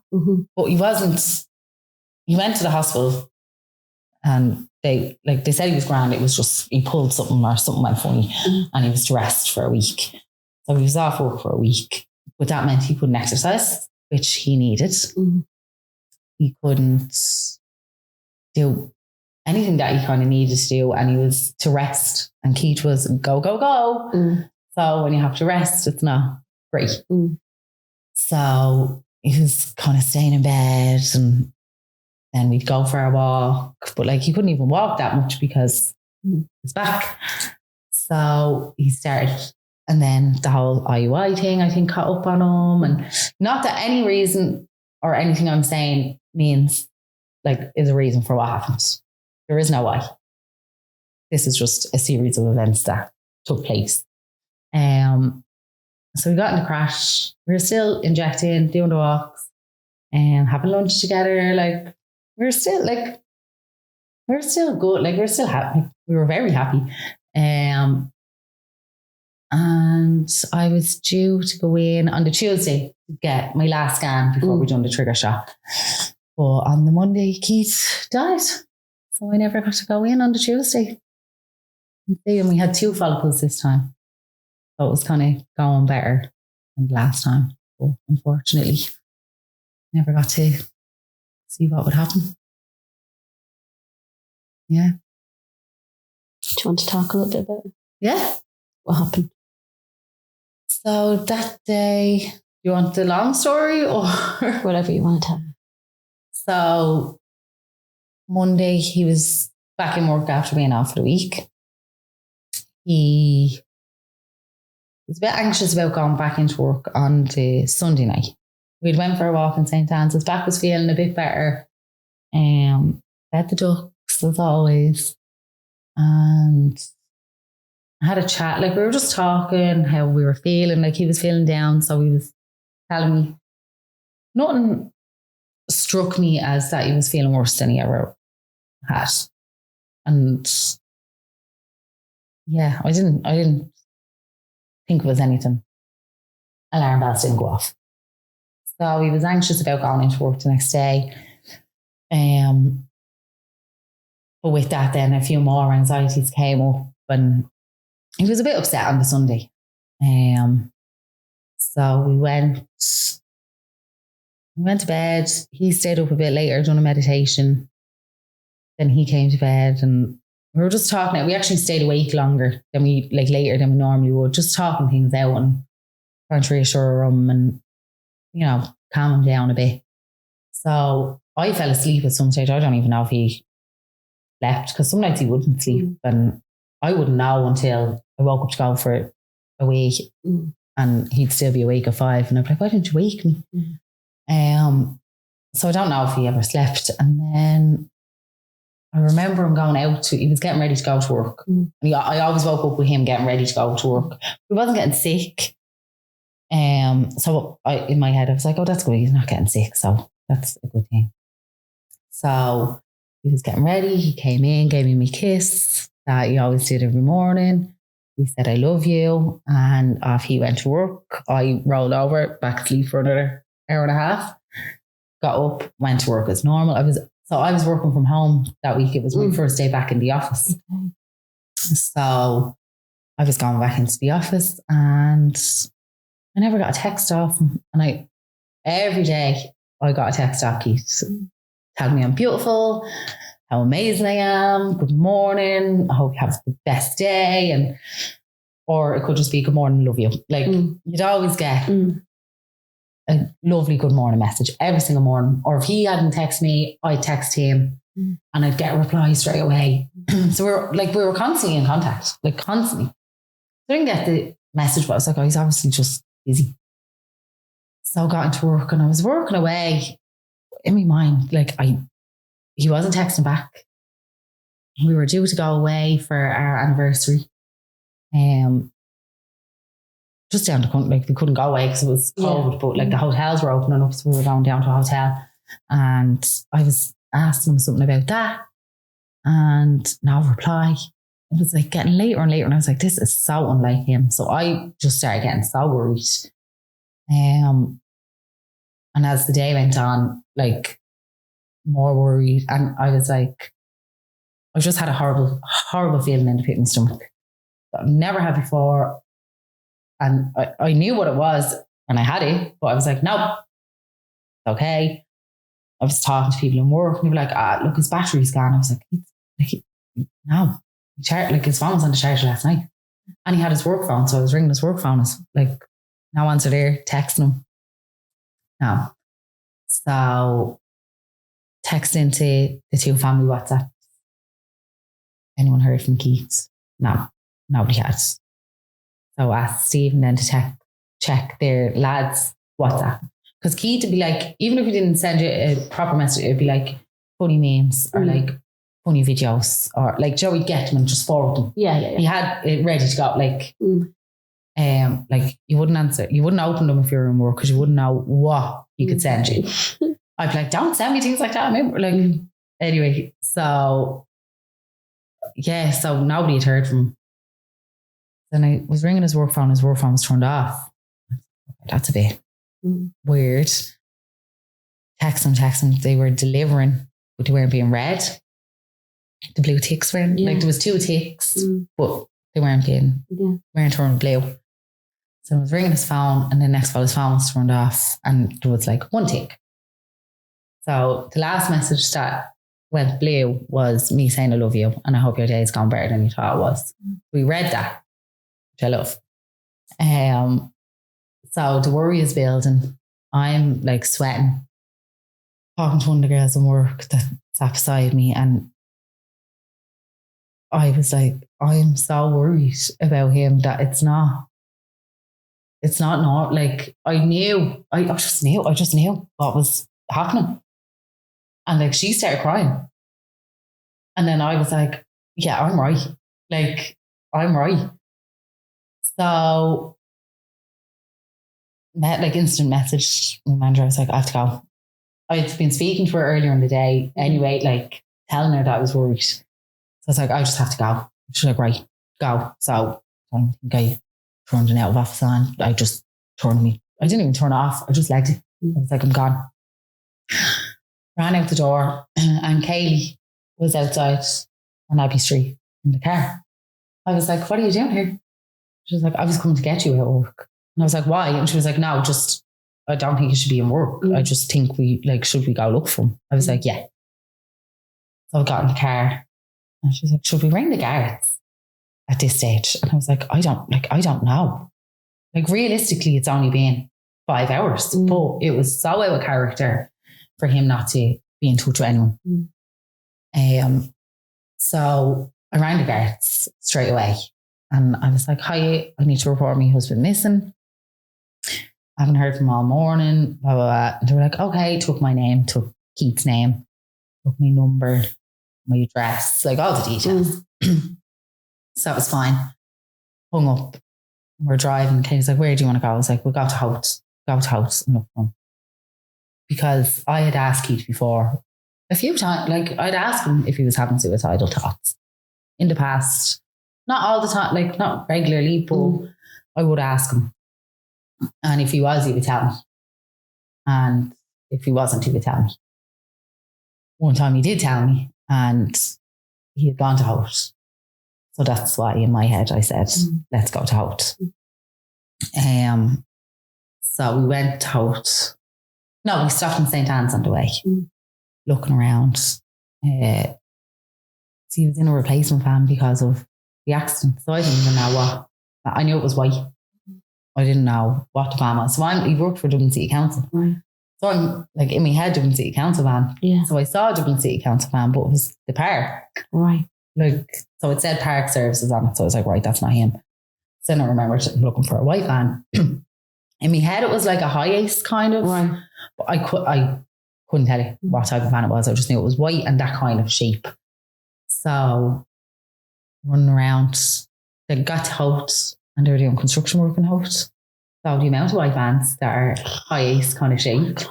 So I'm looking in like windows of everyone's vans, hoping that I'd find him sitting in his van crying or something, sitting in his van doing something. And in the meantime, I'd actually rang the guards back because I was like, they're going to just think, oh, my husband hasn't texted me back, so I'm ringing you. Like, they're not going to take me seriously. So I rang them back, and I was like, the reason I'm ringing you and to report him missing is because he suffers with a mental illness. He wasn't in great form last night, and now no one's hearing from him. So I'm like genuinely concerned. And they're like, no, we're taking it serious. I was like, okay, great. Like, someone will be in touch with you soon. I was like, okay, that's fine. We're going around Hout looking, like, couldn't find anyone. I'd rang the lads, I'd rang my family, I'd rang his family to come and help. So they were all either getting out of work or, getting out of whatever they were doing to come and help up in Hout. One of the lads rang me, he was on his way to Hout. He was like, where will I go? And I said, why don't you go around like the cliff walk, kind of at the back of Hout. And me and Kaylee are going to head for Balscadden because that's where you go fishing. He was like part of Hout Sea Angling Club. So then I got in touch with them, and I was like, maybe he's gone fishing with someone from the club. So I text the treasurer from there, and I was like, any chance anyone has seen Kieth? And he said no, but text in, I'll find out if anyone's seen him. And he was on his way to Holt. I think he was doing something in the club anyway. So he was like, I'll have a look around. I was like, grand. So we were heading for Balscadden and the guards rang Kaylee's phone. Like, I didn't even think about it at the time, but like, how did they get her number? Like, sorry, I should have probably, like, how did they get her number? So they rang Kaylee's phone and asked her to bring me home, that they were at my apartment. So as soon as that phone call came in, I knew what I knew, but in my head, I was like, no, he's in hospital. He tried, it didn't work. He's in hospital. He's going to be okay. He's going to be okay. Everything is going to be okay. He's okay. In my heart and my stomach, I knew. I just knew. I think Kaylee knew as well. So we got to, I live on like a main road, so there's traffic lights, and then my house is on the corner. So the traffic lights were red, so we were stuck in traffic, but I could see 4 Gardaí and my ma's car. And my mum wasn't with the guard, and my mum was sitting in the car, and just by the guard's face, I just knew. Like, you could just tell, like, you could just tell. But in me, like, I'm saying out loud then, I'm like, he's in hospital, he's in hospital, he's in hospital, he's in hospital, he's in hospital, like, just repeating it, trying to, like, if I say it enough, it'll be true. So we turned the corner eventually. I think the car was still moving. I jumped out of the car and like just like looking at the guard. And I think I was just screaming. I was screaming no at him.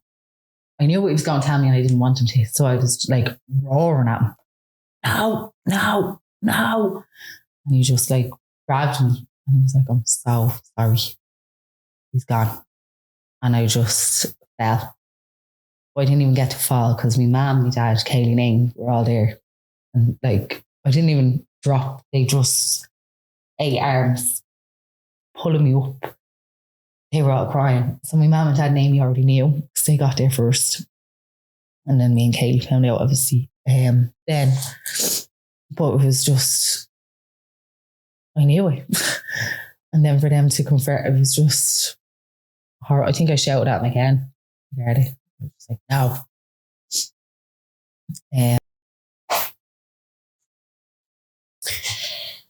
So we just took a minute to get a cup of tea. Yeah. Gather ourselves. Take a breath. So you said you shouted at the guard then? Shouting at the guard. No, no, no. And he was bringing me in for a cup of tea. Last thing I wanted was a cup of tea. I couldn't get it into my head. He kept telling me, I kept asking him how. He told me how. Which wasn't what I expected. Not that I expected any of this, but I suppose in the back of my head, I kind of knew that this is how Kieth might die by suicide. Obviously not then. I just, only afterwards, I kind of realised that I kind of did think that that could happen. And I thought I knew how it would go. So they told me how and it wasn't what I expected. So that was a shock. And I asked where, and he told me where, and I just couldn't. It just couldn't come in. Like, just after finding out that he died, so nothing was really going in. And then I remember, so everyone was on the way to Holt, and our house is on the way from Baldall to Holt. So Kieth's mum and dad saw the Garda car, saw my mum and dad's car, and pulled in. And Kieth's mum and dad and his brother pulled in, and I was roaring at the Garda again. I was like, you have to tell them. I cannot be the one to tell them that their son is dead. I just couldn't do it. I was like, you have to tell them. And they weren't moving quick. Like, they were getting out of the car. They were coming. And I was like, they are going to get, like, I can't do it. You have to go and do it. So I was like roaring at them to go. I was like, go, just go.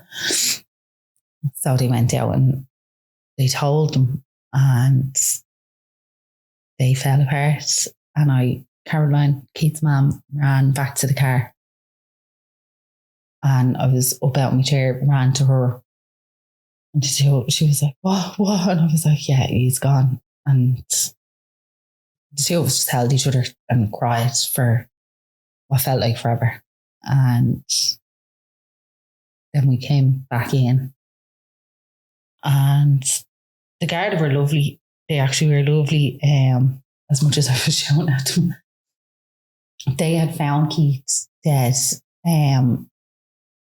just before I'd made the first phone call. So they were in the process of trying to find me, but I found them first.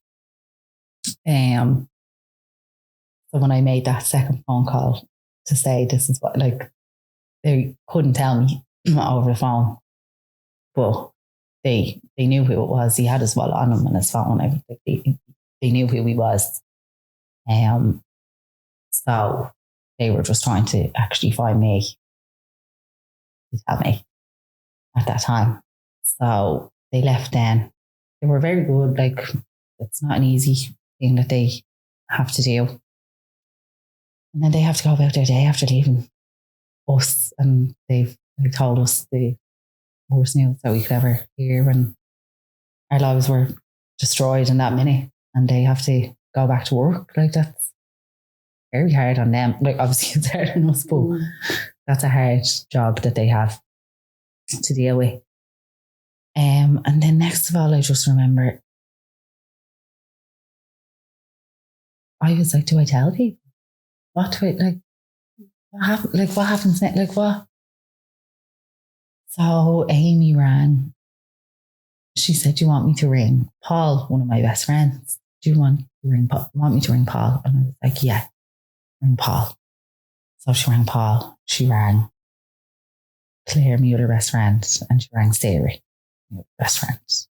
And they all got there as quick as they could, and obviously told other people, and Stephen rang the lads to tell them, and he went to our friend's mum, Catherine, who was like the queen of Baldwin. She's the queen of our group. So he went to her to tell her in person. I think she knew as soon as she seen him that, well, something had happened to someone. So then next of all, I just remember people were everywhere. Like, everyone was just coming. And it was amazing. People are amazing to have around, like, and we were coming out of lockdown, so it was easier for people to come to me. I don't know how during a lockdown when no one was coming to you, how anyone done that. Like, you need people around you in those times, and how anyone lost someone through COVID and no one came to your house or no one came near you. It's just, like, that is just so hard for them. One of the lads was up in Hout looking, and I forgot to tell him. So he was told then and came down.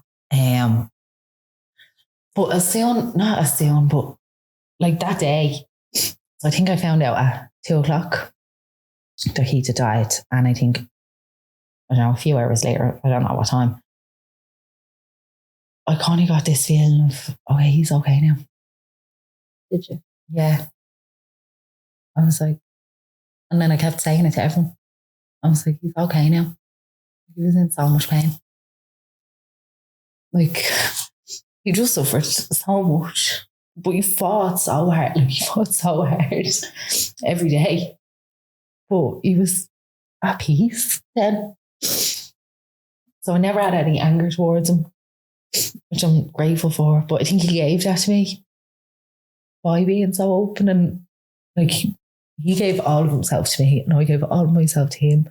So it made me be able to understand him, and understand why. Not that there is a why, but understand his thinking in that moment. I don't think it was the right decision. It wasn't. Not that I don't think, I know it wasn't the right thing for him to do. And I think if he had snapped out of whatever was going into his head for a second, he would have known as well. But he didn't snap out on time. So I haven't. But straight away, I just knew that he was okay now. And he didn't mean it. He didn't want to hurt anyone. It was the last thing Kieth ever wanted was to hurt anyone. He was a gentle giant. He'd put himself out before he'd put someone else out. So yeah, I think I kind of accepted it very quickly. And I think that's down to mine and Keith's relationship that we had. Because you can torture yourself with why. And that is torture. You're never going to get an answer. Ever. And I think with death by suicide, that is one of the things that people struggle the most with afterwards that are left behind is, what if I had said this? What if I had done that?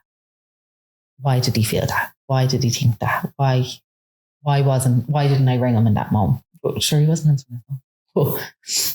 But what if? And there is no what if. Unfortunately. Like, something took over it.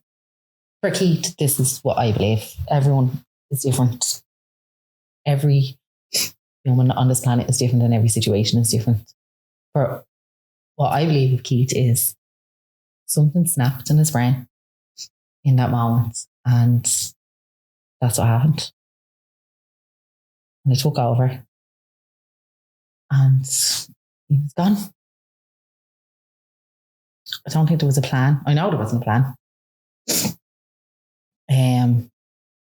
It just was a snap decision, and it came true, unfortunately.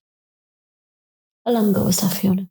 That was the 20th of July last year, 2020. So 14 months, just over 14 months ago.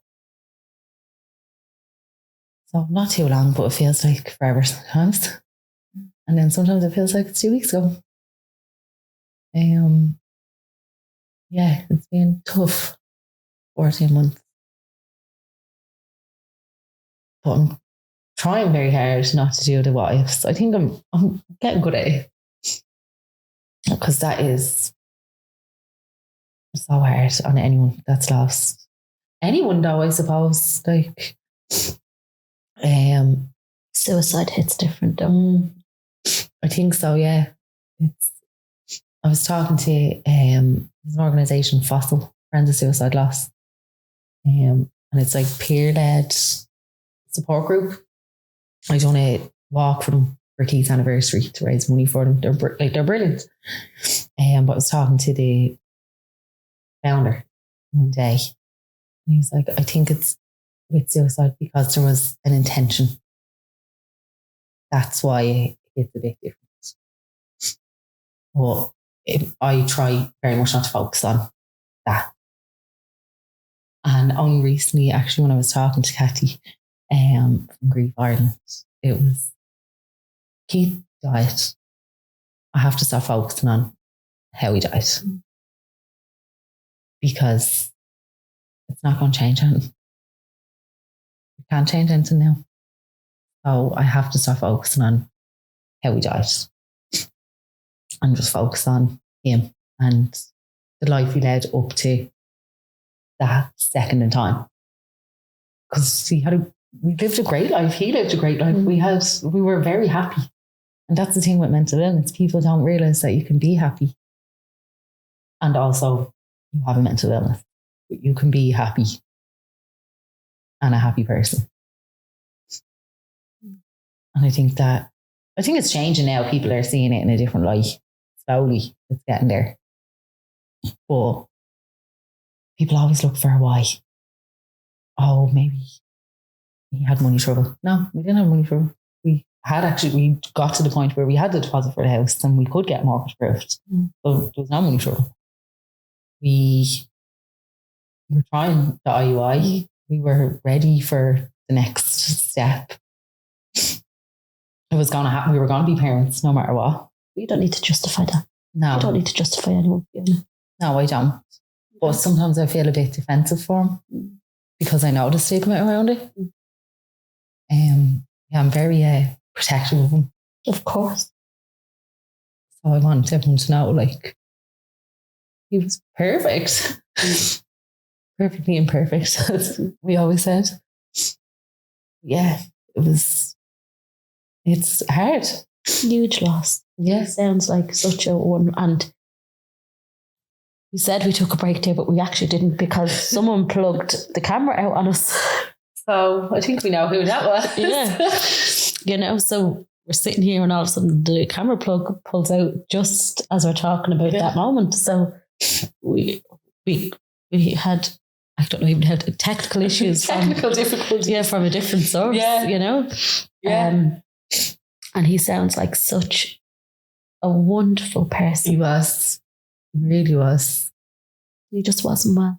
Like so many poor souls out there. Yeah, just not well. Really not well. How are you? Right now, I'm balling my ass out. No, I'm in a good place. It took a long time. I'm in a much better place.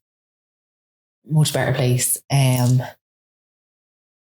I think the realization of not focusing on how he died. That's really, not clever is not the word, but that's really true. Yeah. I always knew that all I wanted was to keep his memory alive. But I think I did let it consume me, keeping his memory alive. And that was all I was doing.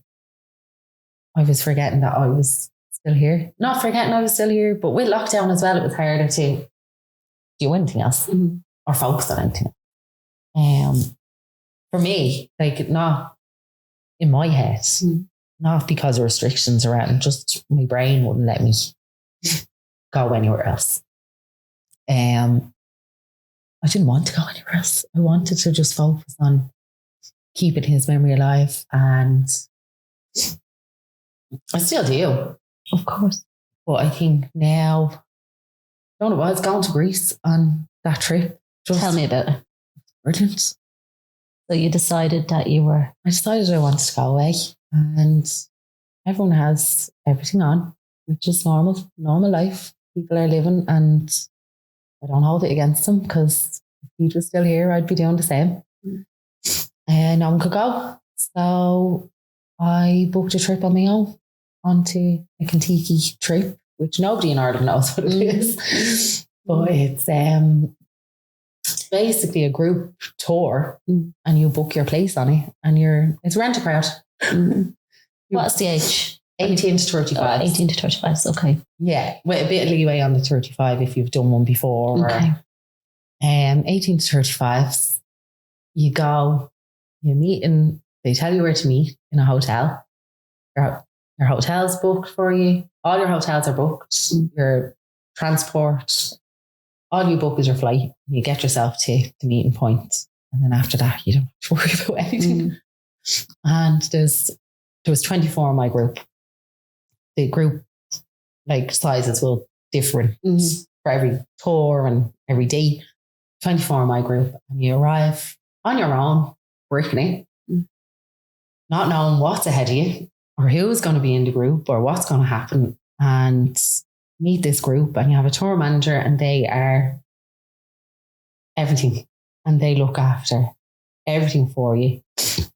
So we met in Athens, and you're like, oh, hi, how are you? You know, polite, started the party like, the weather's great here now, isn't it? This is a nice hotel. We had dinner, a few drinks, mingling. Next day we had a tour of Athens. Bus picked us up. Like, you don't have to worry about it. The bus is there, waiting for you. Your tour guide is there. Get on the bus. Okay, get off the bus here. You're met by something. It's just the easiest thing. So after about 2 days, me and that group, like, we're family. We were a family after 2 days. I think every single person that was in my group, we all had a reason for being there, especially after lockdown, the 18 months we've all had. And I think we all got whatever we needed out of it. It was amazing. We got to, Mykonos was the first island we went to. And it was as if COVID never happened. People were dancing. Everyone was happy. We were socializing. We were surrounded by this amazing energy. I had to take a moment because I was not overwhelmed in a bad way, but just like, whoa, this is happening. I had to think about if I was right going. Just had a little wobble. Like, am I right being here? Had a little cry. Kieth songs played on my Spotify and made me realise, yeah, I'm okay being here. Put my makeup on, wiped my tears, and went out and just embraced it. We went to Mykonos, Santorini and Eos, and I did not stop laughing and then I went back to Mykonos with 4 others from the group, and I did not stop laughing for the whole time we were there. And everyone cared about each other. Like, it's so strange how you don't know these people. And then within 2 days, like, you know them and you care about them. And then by the end of it, you're crying because most of them were from America or Canada or the other side of the world. And you're like, realistically, I probably will never see them people ever again.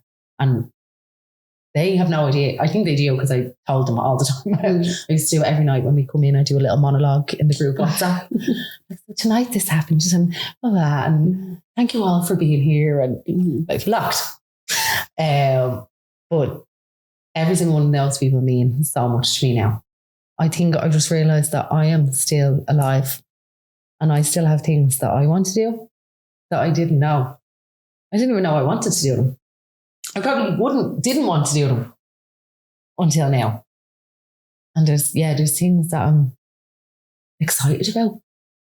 I never thought I'd be excited about something. I never thought I'd feel. Kieth was with me. I wear his wedding ring around my neck. I have this ring with his ashes in it. And he was with me the whole way. And I could feel him. And there was a night on the beach that I had a little private with one of the girls. And I toasted him with everyone in the group individually. Had a little toast to him. He was there the whole way, but I wasn't as consumed with my grief as I had been. I think as well, being removed from everybody else's grief as well. I felt a bit free. It was like I was able to be Fiona. A new Fiona, not Fiona from before. She's not fully gone, but there's only the core left. And now there's a new Fiona emerging. And I think Greece just made me find that. Going on your own somewhere, amazing. Terrifying. Like, terrifying. Even in the airport, I was like, I can just turn around. I don't even have to get on that plane. I can just turn around. I had to push myself to go. I'm so glad I did. I would and Kentucky is the perfect way to go away on your own. You're not on your own. Like, you are. Like, you're not. You have people. You're not worried. Like, I think as a woman, traveling on your own is a bit, maybe not more scarier than men, but we have other risk factors that we have to take in. So, yeah, and I think I have more fear since Kieth died because he was always there. Now he's not. So I have to kind of be more aware or something. So going with a Kentucky group, or I'm sure there's other companies, but I just know Kentucky. Going with them, you're safe, like, you feel safe, and you have people around you, and yeah, brilliant. So much so that you're going again. I'm going back just for a week with one of the girls that I met on the trip from USA. She's doing a 10-hour flight. Like, we're not even home 2 weeks and we're going again. But like that, I would never have met her. And now, like, we talk every day on WhatsApp, voice notes back and forward. The whole group is like, the group WhatsApp hasn't died down since we left. We're still in touch, and like, we knew big things were coming up for people when they got home. We're all checking in. How did that get on? How did you get on with that? One of the guys on the trip won a place in a film festival for a short film he made while we were there. So we got to be there and celebrate that, like, witness that happening for him. It was just, we just had so many amazing moments. Everyone kind of had their own moment of, Is it an awakeness? Little bit, yeah. Like, I think because you're away from everything. You're away from everything you know and everyone you know. You can just be you and not what people at home expect you to be. And you're just you. And that's all that matters when you're there. Oh, it was magic. It was absolutely magical. And I won't ask, like, what does the future hold? But what I want to ask, what's your hope? Happiness, like, I don't know what happiness means anymore for me. I still want to have a child. I'm freezing my eggs in January. So I'll be starting that process. I have to get my thyroid checked again and all that. So I've been getting bloods done yesterday. So I'm going to freeze my eggs. And whether that means in the future I do it on my own with a sperm donor, or maybe, who knows, I could meet someone. It'll have to be special. Big shoes to fill. That would be different. But like, I'm not closed off to that. Like, I have a lot of love in me to give. I'm not closed off to it. I'm not actively looking for it, but I'm not closed off to the idea. So if it means I get to do it with someone else further down the line, or I do it on my own, or maybe I won't do it, but I'll have the option. I want to be ready and have the option so that for the next few years, I can find whatever happiness is for me now. And Keith would want that for you. Yeah. Oh, you definitely would. You definitely would. That's what I'd say. Yeah. Well, all we ever wanted was each other to be happy. That was our fault. Like, money didn't matter. Money does matter, obviously. I didn't want to be rich. He didn't really want to be rich. Like, it would have been nice if it happened, but we didn't need all the money in the world. Just enough to be comfortable and get the house. I still haven't got still in the apartment. Get the house and just to be happy together. That was all that mattered. And so now I just have to find what that means now for me. Traveling is going to help. Definitely, now that the world is open, I'm definitely going to be doing not a lot more traveling because I've done a lot before COVID, but I'll be making up for the time lost during COVID. Probably on Kentucky's. I've 3 years left on Kentucky, so I'm going to make the most of it. Traveling, experiences, and finding yourself again. Yeah, I think I'm more open to going with the flow now, where I always had to have a plan. Like, not had to have a plan, but I like to plan and structure, all that. Yeah, where now I'm a bit more, no matter what you do, you don't know what's going to happen. So I can plan for anything, and I planned for the future that I thought I was getting, and here I am now. So who knows? And on that note, Fiona, we leave it there. Yeah. Thank you. Thank you so much for sitting down with me. You're so kind, and I know Jesus, but yeah, thank you. Thank you.